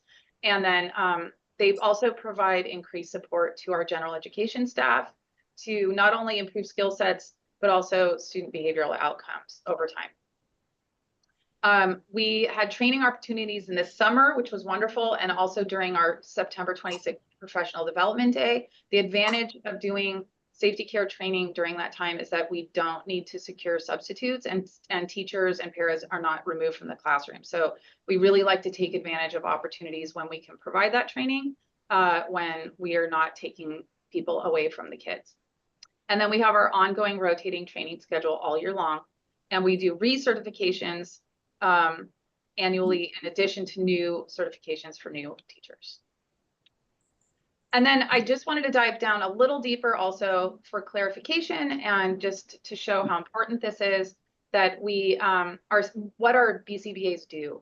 So they oversee our RBTs, they observe, advise, and on de-escalation, especially, and ongoing behavior management support. They work on functional behavior assessments. That's something within the realm of special education. Also, psychologists can write FBAs. This is an assessment that is requested sometimes that requires an assessment plan in the same way that other assessments that we provide in special education are. They also participate in IEP teams. They provide crisis intervention, and they collaborate with our related service providers to develop IEPs. All of them are safety care certified as certification providers and trainers. Okay, and just a few fiscal updates. I do like to pay attention to both our NPS and NPA costs, as they can be expensive for the district. This is last year's data as of March of 25. We had 28 students attending non-public schools. And as opposed to now, we have reduced that by 5. We currently have 23 students who belong to San Mateo-Foster City School District, but are attending non-public schools. And this data is for our non-public agency expenditures. I like to keep track. So just for reference, fall of 22, fall of 23, you can see we're hovering right around 200. I put the data for the end of last year instead of the fall because we have been doing very dedicated efforts to make sure that we are not over assigning one-to-one support when it's inappropriate. And so the reflection here that I think is important to pay attention to is that the difference between spring of 25 and our current numbers, it's almost a reduction of 40. And then also, if you look at the number of agencies that we partner with has been reduced significantly. So we really tried to eliminate agencies where we had maybe only 1 or 2 employees and focus more on developing strong relationships to improve the quality and improve the consistency of the agency partners that we work with. Okay, and then to talk just briefly about some vacancies, we always post for speech and language pathologists. We actually are fully staffed for our speech pathologists. However, some of them are agency, and so we always keep that posted in case people would like to come be district employees. We are always looking for registered behavior techs. We do have a preschool SDC teacher opening. However, I made these slides over a week ago, and we do have a job offer out, so I'm hopeful that that position will be filled. Same with the psychologist opening. I also have a job offer out for that. And this is another update that happened within the last week of posting these slides. 2 of our international teachers arrived last week and are now currently working in their full-time positions. So we welcome those 2 teachers, one at Foster City School and one at San Mateo Park. It's really good news. Okay, and then I also want to thank Superintendent Ochoa and Trustee Trin for joining us at our Beach Park Elementary Special Olympics event last Friday. The sun came out for us briefly. We just avoided the rain. Unfortunately, these photos are from last year's event because the event happened after I posted my my slides for you all. But it was a great day. We just had such a wonderful time and it was focused on preschool for the first time. So We do try to change the groups and the focus each time so that different age groups of kids get to participate. And we just had a wonderful time with our preschool students out there on the field at Beach Park. And then we have 2 more events coming in the spring. We're cooperating with both Millbrae and Burlingame school districts in January and April of 26. And then I always want to mention as well that we continue our Best Buddies chapters, and they are happening at Foster City, Burrell, Bowditch, Bayside, and Abbott, and that the Ed Foundation is continuing to support these chapters, and I'm working with them to determine what types of support they provide, but we are very appreciative of that to keep those chapters and those friendships blooming. And finally, my last thing I'd like to share is that our CDAC meeting will be on December 16th. It's going to be virtual from 6:30 to 8. And our very own program support specialist, Thomas Veloso, who's our assigned person from SIP, will be doing a parent education night around the topic of inclusion. And so we've started advertising that because we want to make sure that people have an opportunity to come and listen to Thomas as we welcome him as our guest speaker. And with that, that concludes my presentation for tonight. We're open for questions or comments. Thank you, Ms. Morgan, for all these wonderful updates and information you have given us. I want to make a comment. I have a comment and a question. The first is my comment is I'm very happy to see the de-escalation as part of the regular training routine for the staff. I really appreciate that. I have a question regarding the SPED students who are attending the general ed classes and the teachers who are responsible for their care. Are we training our general ed teachers to be able to support our special education students in a more wholesome way? Right. So yes, I mean, all teachers should be prepared to welcome students into their classrooms. If students have special accommodations and needs, that would be listed within their IEP. And the special education staff works with the general education staff to make sure that they are aware of what each student needs to be within that setting. And that collaboration is really important part of being in the IEP team. So that's why general education teachers are required to be part of that team. It's actually a mandatory component. Yes.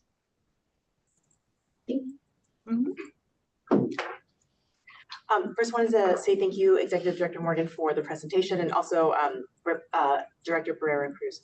I first wanted to say a very deep felt thank you for adding in the compliance training on how to be legally defensible.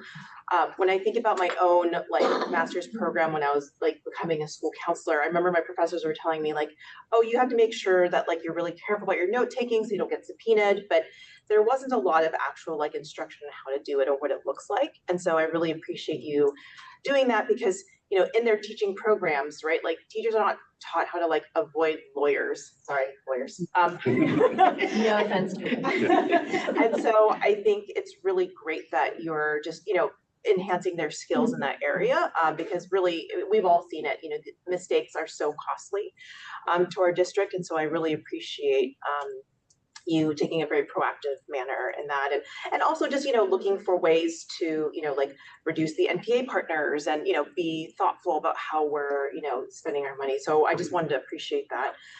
I also wanted to ask, on the federal level, we're seeing a lot of cuts and layoffs in the Department of Ed, which obviously includes IDEA, special ed teacher training. And I know that, for our district, no matter what happens federally, we are still committed to providing high quality education to all students, and we will still uphold IDA no matter what. But I kind of wanted to know, from what we're seeing federally, how or will this impact our district? I know, special education teachers are already difficult to hire. And I just kind of want to know if there's anything that we can anticipate going forward. Yeah, it's a great question. And I know a lot of people are concerned. Fortunately for us, California does have a lot of statewide oversight of IDEA. And even though it's federal law, a lot of the CDE controls a lot of what happens within special ed. So I don't anticipate a lot of changes immediately from that. I think also it looks like there are, I don't have the answers, but it looks like there's some plans for the special education part of the Department of Education federally to just move to live underneath a different department. So I don't think that section is necessarily going to be closed, but it might be overseen just by a different parent department. So yes. We'll have to see where that goes. One of the, to add a little bit more context, is one of the reactions that states will have to having a program as big as special education moved under a different department is the requirements and the procedures that we have to annually monitor for reasons having to do with non-discrimination, the services we offer students with disabilities. It's a huge thing. If you just walk back to our special education department here, we're just one district with 11,000 kids. Executive Director Morgan has lots of people working there to manage the monitoring and the reporting of what we're doing. So, it's been multiple decades that we have just had one system of monitoring and reporting and communication.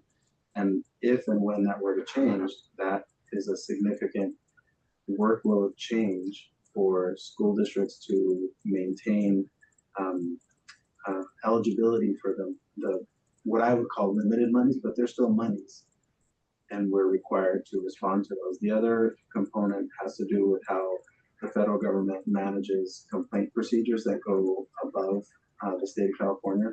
And even just in the Civil Rights Office of Civil Rights and in other education-related departments, that's already started to change. There's just much less activity in terms of us getting requests for information or having interviews being requested. I think there's a lot of concern about what that means for the rights of students and families, but it is a change for us. And then I think as it pertains to the kind of funding that we're going to receive, there's also, as you know, there was a big report out. The Secretary of Education made a big announcement about transferring all these different departments or all these different components of the ed department. And nobody knows what that's going to be because there aren't any plans delineated about how the work is going to be provided. Executive Director Morgan was right to point out that in California, we do have a really robust system of special education management and support, but we do receive funding federally, and that's the big cloud that's over us right now, is figuring out how the reporting and the eligibility connects to the funding that's set aside for us all. It's not good. No, I mean, it doesn't feel good for me to we're a Department of Ed's moving to, Health and Human Services, who's led by an individual who believes, certain conditions were caused by things that were not, and so it's just, it worries me as an educator, right, to see our, one of our most vulnerable populations, being moved to a department where I'm not convinced cares for our kids. So that's beyond us, though.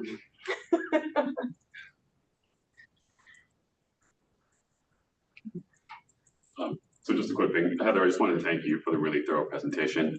I especially appreciate going into the misinformation, going into the work you're doing on behavior teams, especially the work around compliance. A lot of things we've talked about, just the kind of level of detail about our response, how we're tightening things up, how we're improving, or even just discussing things we've always been doing, but just in a clear way for folks kind of outside of our administration or those who are engaging with this daily.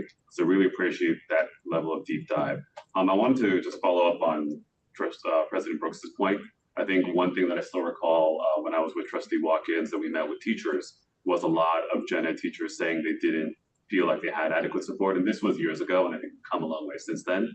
But I am still wondering to the extent that we're not just having professional development, but engaging with our teachers and educators to make sure that they feel supported in that capacity. That's just something I'd be curious to learn about in a future session.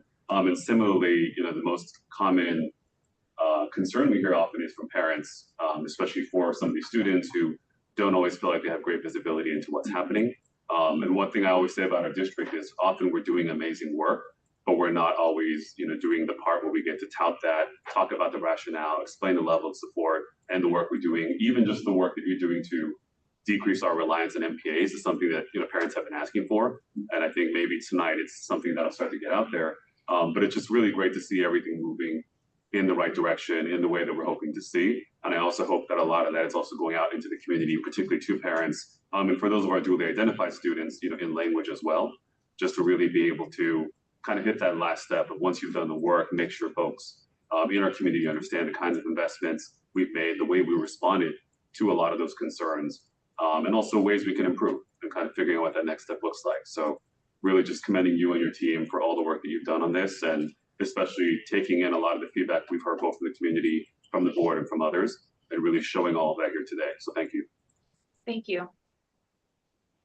Thank you. Joe, can you please check online to see if there are any public comment? Yes. Checking. No raised hands at this time. Okay, thank you. We'll take a 5-minute, please.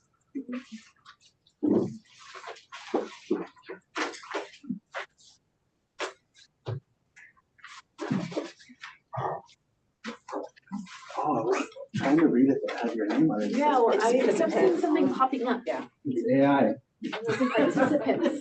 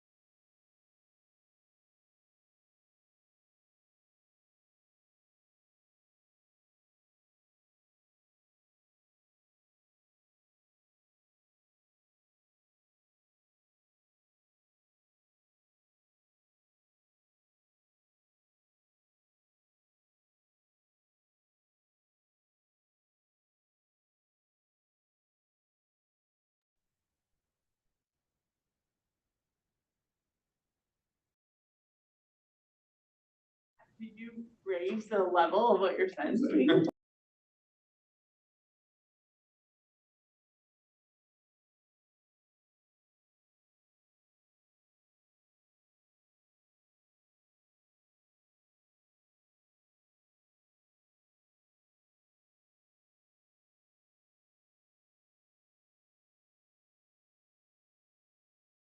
It was not printed here.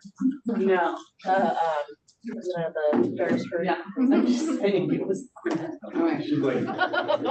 Cause you know you get your really like flip through and it's like, wait, I know. As soon as you see the logo, you're like, either it's bad news or good news, like what is that? So will you count us in or let us know when we're back? Yeah. You're back. All right, thank you. Thank you, welcome back.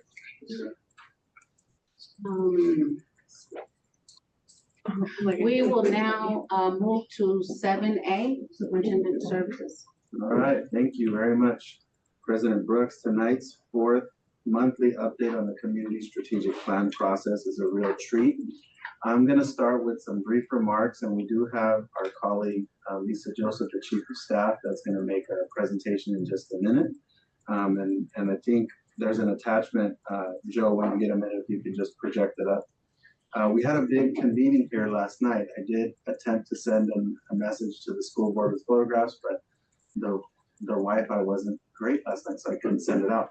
I realized it this morning, but this room looked very different. We had 45 people here, and we were here for 2 hours together, going through some pretty crucial conversations about learning walks that took place over the last month, talking about our team's visit out to Lindsay, as well as 2 student visits to Parkside Montessori and Design Tech High School to stimulate a student focus on something called the Imagine School campaign. And what it really all has to do with is being bold and being intentional and being thorough about instructional and school-based reforms that we can adopt 2027 through 2032. But what I want to tell you a little bit about is one of our team members. He's a vision design team member, and I discussed this with him, and he gave me permission to share part of his story with you. But he's an 8th grader at Habit Middle School, and he came from Nicaragua 2 years. And he is a truly exceptional kid who is doing academically wonderful, and has in his heart has that spirit of, I'm here to make a difference for myself. I really feel joy when I'm at school. And he signed up to be part of the vision design team, and that in and of itself makes me feel really good about what we're doing. Because over the years, this board and other members on this board have repeatedly asked to make sure that when we convene groups with important decision-making and recommendation responsibilities, that they not be exclusively students who have the 4.0s and have all the advantages. We wanted kids who were opinionated. So when we reached out to principals, I told them, don't send me a group of kids that have high GPAs but are shy about speaking their mind. And Haseb is not holding anything back in what he thinks. The very first activity we had was to look at a list of 8 potential outcomes from the vision design process and to pick one that really spoke to us. I was at a table with Rangel Fernandez, the assistant principal at Abbott, and with Dr. Mandel, the principal at Bowditch. I'm with Haseb. One of us chose item 1, one of us chose item 2, one of us chose item 4. When it rotated around to him, he and I had been having little side conversations initially, and he spoke beautiful Spanish, and his English is improving, but he's still getting there. And I said, tell us in Spanish, because Dr. Gall's bilingual, Raquel and I both speak English and Spanish. And he just proceeded to give this absolutely fantastic explanation for why he felt the biggest area of focus for our vision design team is to help create schools that meet the emotional and mental health needs of every child and adult. That's the one that he picked. And when they handed me the microphone to give my superintendent remarks, I said, I want you to just hear what this child said. And I asked him to say it in Spanish, even though there were others who didn't speak Spanish in the room, because I wanted us to think about why we have so many kids, those 4,000 kids who speak a second language, and many of them who are incredibly bright.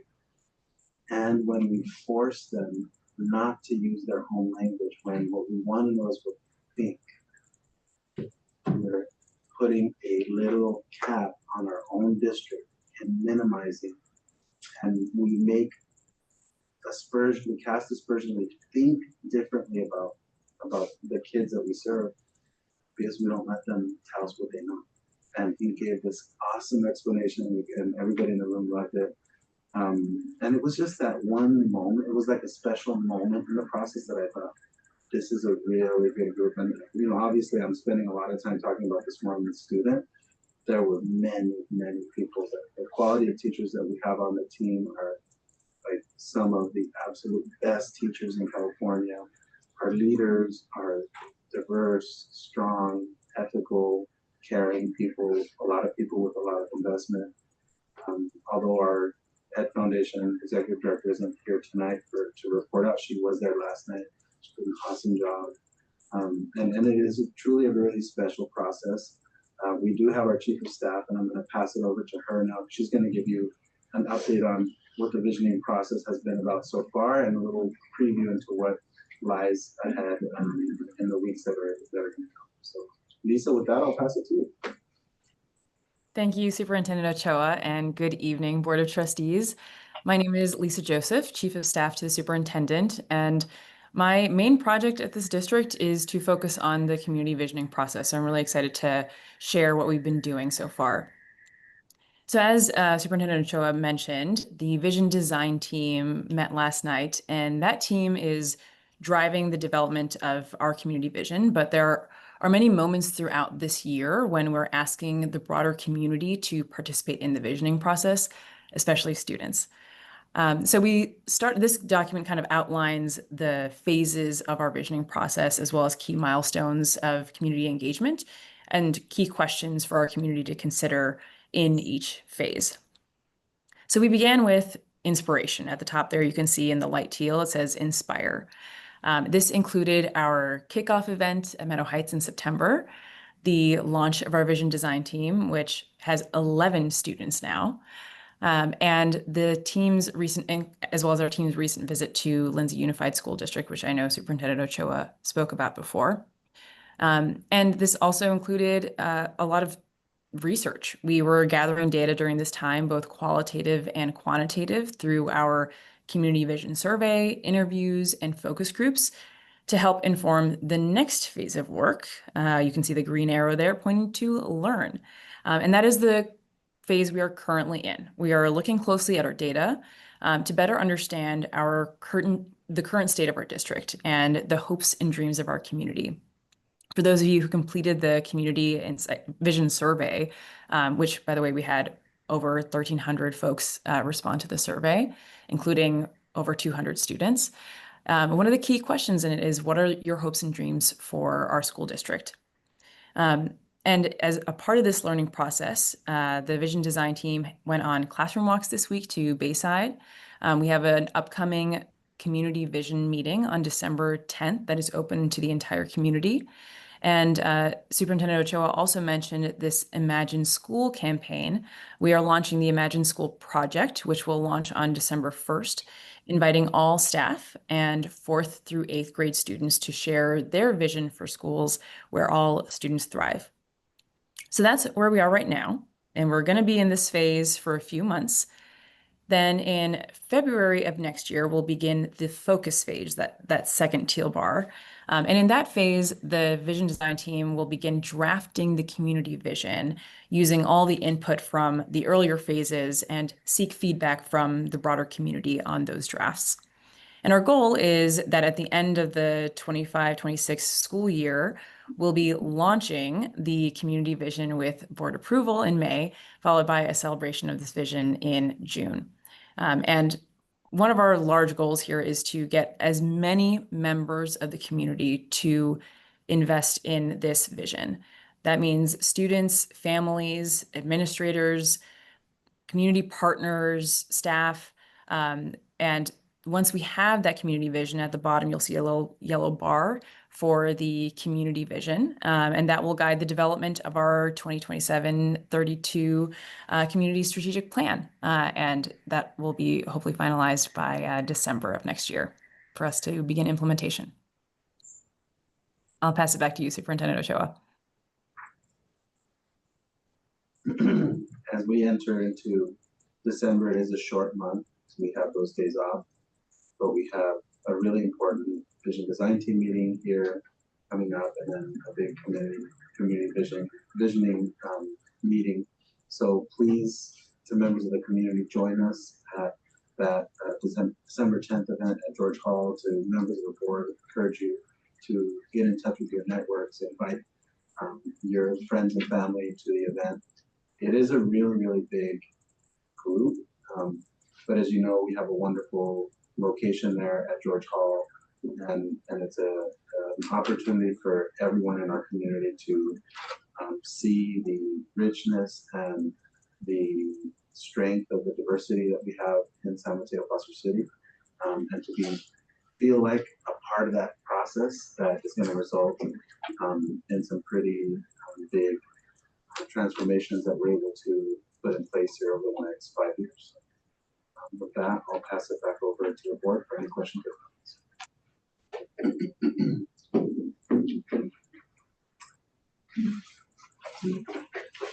I don't have any questions, but just wanted to thank you for this information, and also just this whole process. It makes me feel really good about the work that's being done, and the fact that this is really coming from all aspects of the community, and it's something that we're thinking through together and allowing voices to participate. They don't always participate. I have been one in the past that said don't always pick the kids that have the good GPAs or apply for the position. I think that those students are going to find their place, and we should be giving opportunities to other students to participate. So thank you for focusing on that.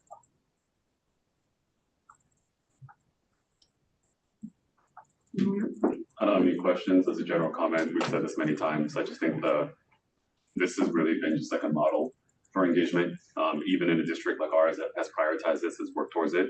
I think just seeing what we've been able to do throughout this visioning process has just been really great. And I know a lot of other districts I've spoken to are really excited. More of a question for later. I think I'm very curious to see, given all this effort to really bring in folks whose voices aren't typically a part of the conversation, to really work with everyone from our students to community members and others. When the final stages do hit, I am curious to learn, I guess, what we found through this process that maybe we wouldn't have predicted. A lot of times, just kind of seeing, we feel like we have a pretty good grasp of things, just as administrators, leaders, teachers, etc. But I'd be curious to know at the end what we felt like through these sessions we gained that we wouldn't have gotten had we done this, say, the old-fashioned way of just putting 20 folks in a room and working on it for a year. And so, just again, a lot of praise for what's going on, a lot of excitement for the future. I'm definitely looking forward to the next steps as they come together.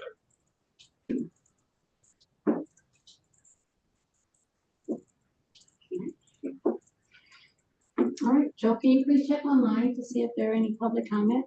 Yes, checking. No public comments at this time. Okay, thank you. This presentation. Yeah, we'll move to 7B. 7B, Joe, if you could project up, I apologize to the community. The first page is upside down. We just cannot change that. I tried, and well, then look at that. Joe, you know what you're doing, buddy. Oh, hey. What you're all looking at is hopefully what you just got at each of your homes or wherever you pick up your mail, because we sent this out to the entire community. This item is solely to call attention to the fact that we have communicated in this way. The feedback that we've received so far as a district has been overwhelmingly positive.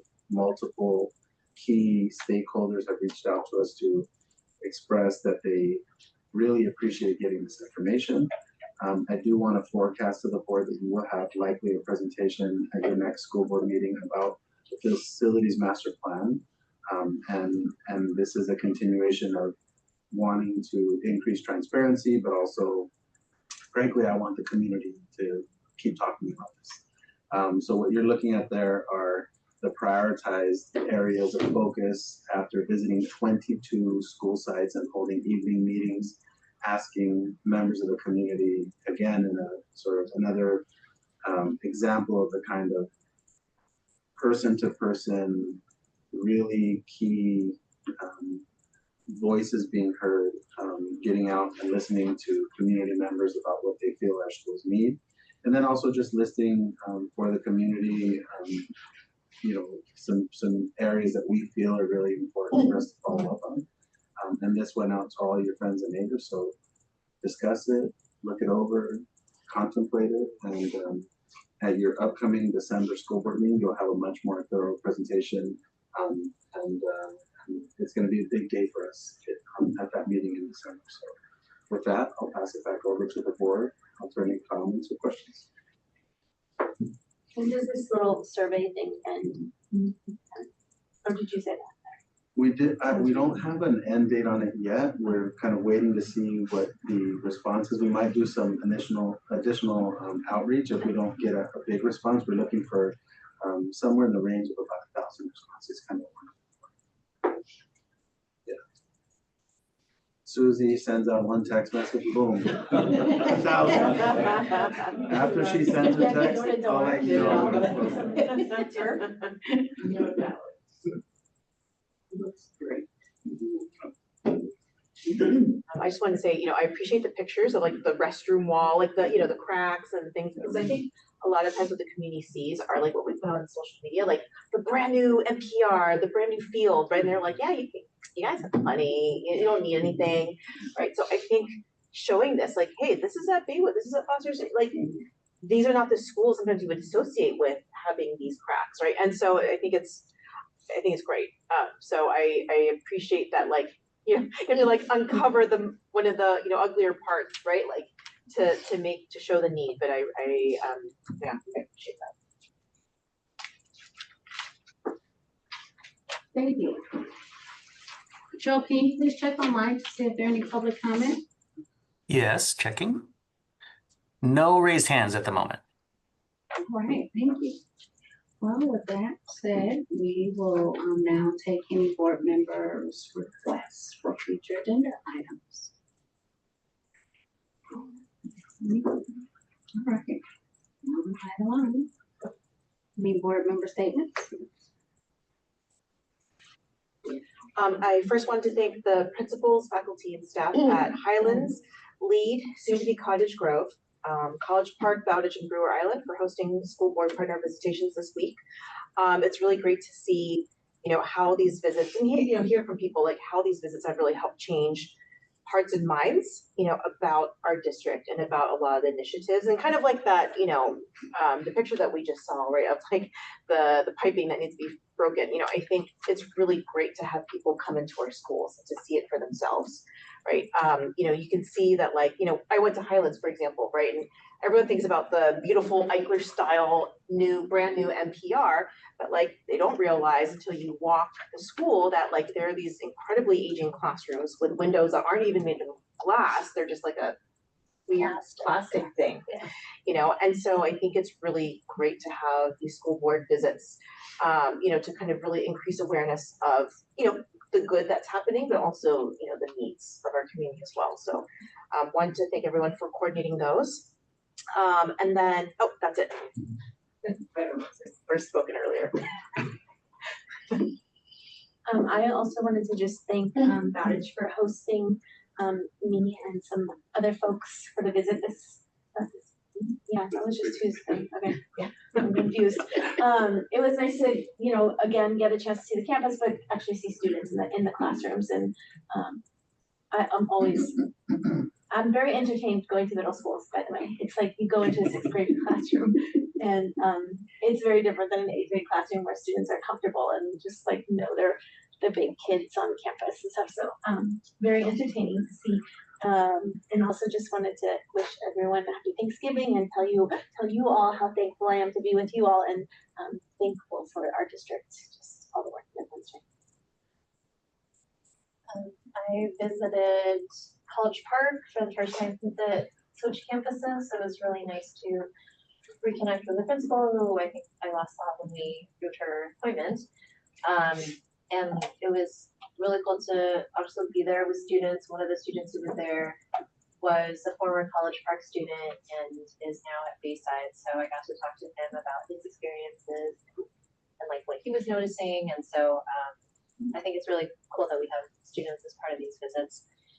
And yeah, it just seems like that, you know, they got it unlocked. They have their book fair going, and so they have, you know, such a strong pool of community and parent support. It's just really, you know, really inspiring. And one of the things that Karina Wilhelms mentioned, because she was at the meeting as well, was how many dads were involved and how many dads are like really active on the College Park campus. So I just love seeing that, and I really want to see like more of that across the district. So that's encouragement. I just want to echo that as a still active participant on the College Park Dads Club group chat. It's a really phenomenal group. It's a very active, engaged group. There's always a call to action. Folks need to come in to chaperone, barbecue, help out with events. It's just really great to see that level of involvement. Not that all dads shouldn't be that involved, but it's just nice to see it organized in that way. I also want to thank LEAD for hosting me for the campus visit, and along with several of our community partners. Always great to be back. LEAD, soon to be Cottage Grove, talking about a lot of the work that they're doing on project-based learning, the math pilot, the brand new library. And I think in particular from my visit, I always love going back to LEAD. But one thing that was particularly nice to hear was the work that our community partners are doing. So we were there with Mobilize Love, with CPC, with Homework Central, and CPC in particular had contributed to renovate the library at LEAD and helped put in a lot of new bookshelves and others for the books that they've received. And I think just going back to my earlier comments, I think it really, I keep coming back to this point, but we do have just such an active, involved community across the entire district.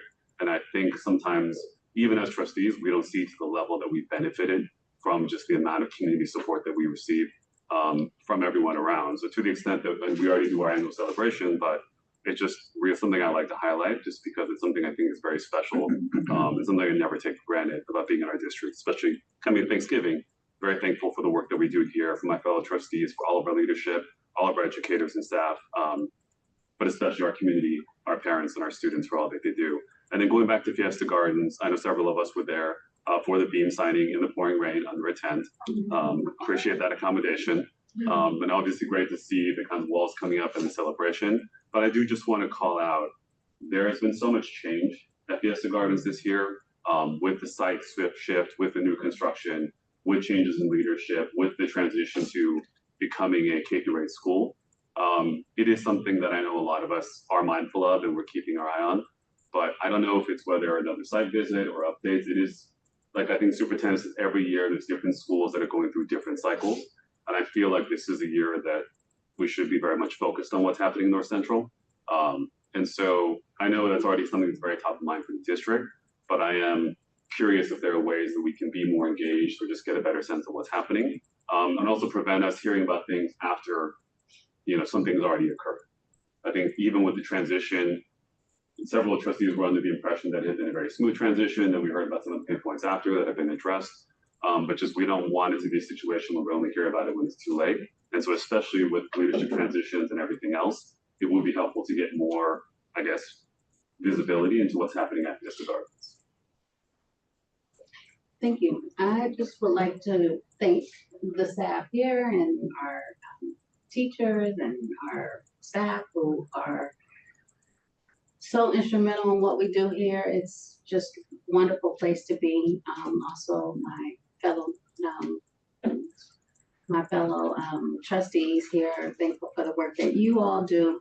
I am a little sad because I was not able to attend my partner visit this week because I was not feeling well. So I don't know how to be thankful for not being able to attend that. But, you know, that's my highlight of sitting on the board is visiting the schools. And so because I missed that, I'm a little sad about that. But I just want to wish everyone a wonderful and happy Thanksgiving, and hopefully everyone gets some rest and gets to enjoy their families. With that said, I think we are at the end of our session here. We will now do my future meetings. We have future meetings. We have our next regular board meeting on December 11th. Last one for the year 25. How exciting. And then our next board study session is January 8th. And that one will be related to special education. Is that correct? Just did. Let me double check, but that might be there. On the 8th. And with that, we will, any comments, public comment, Joel? On closed session items? No raised hands at this time, President Brooks. Okay, thank you. With that, we will recess to closed session.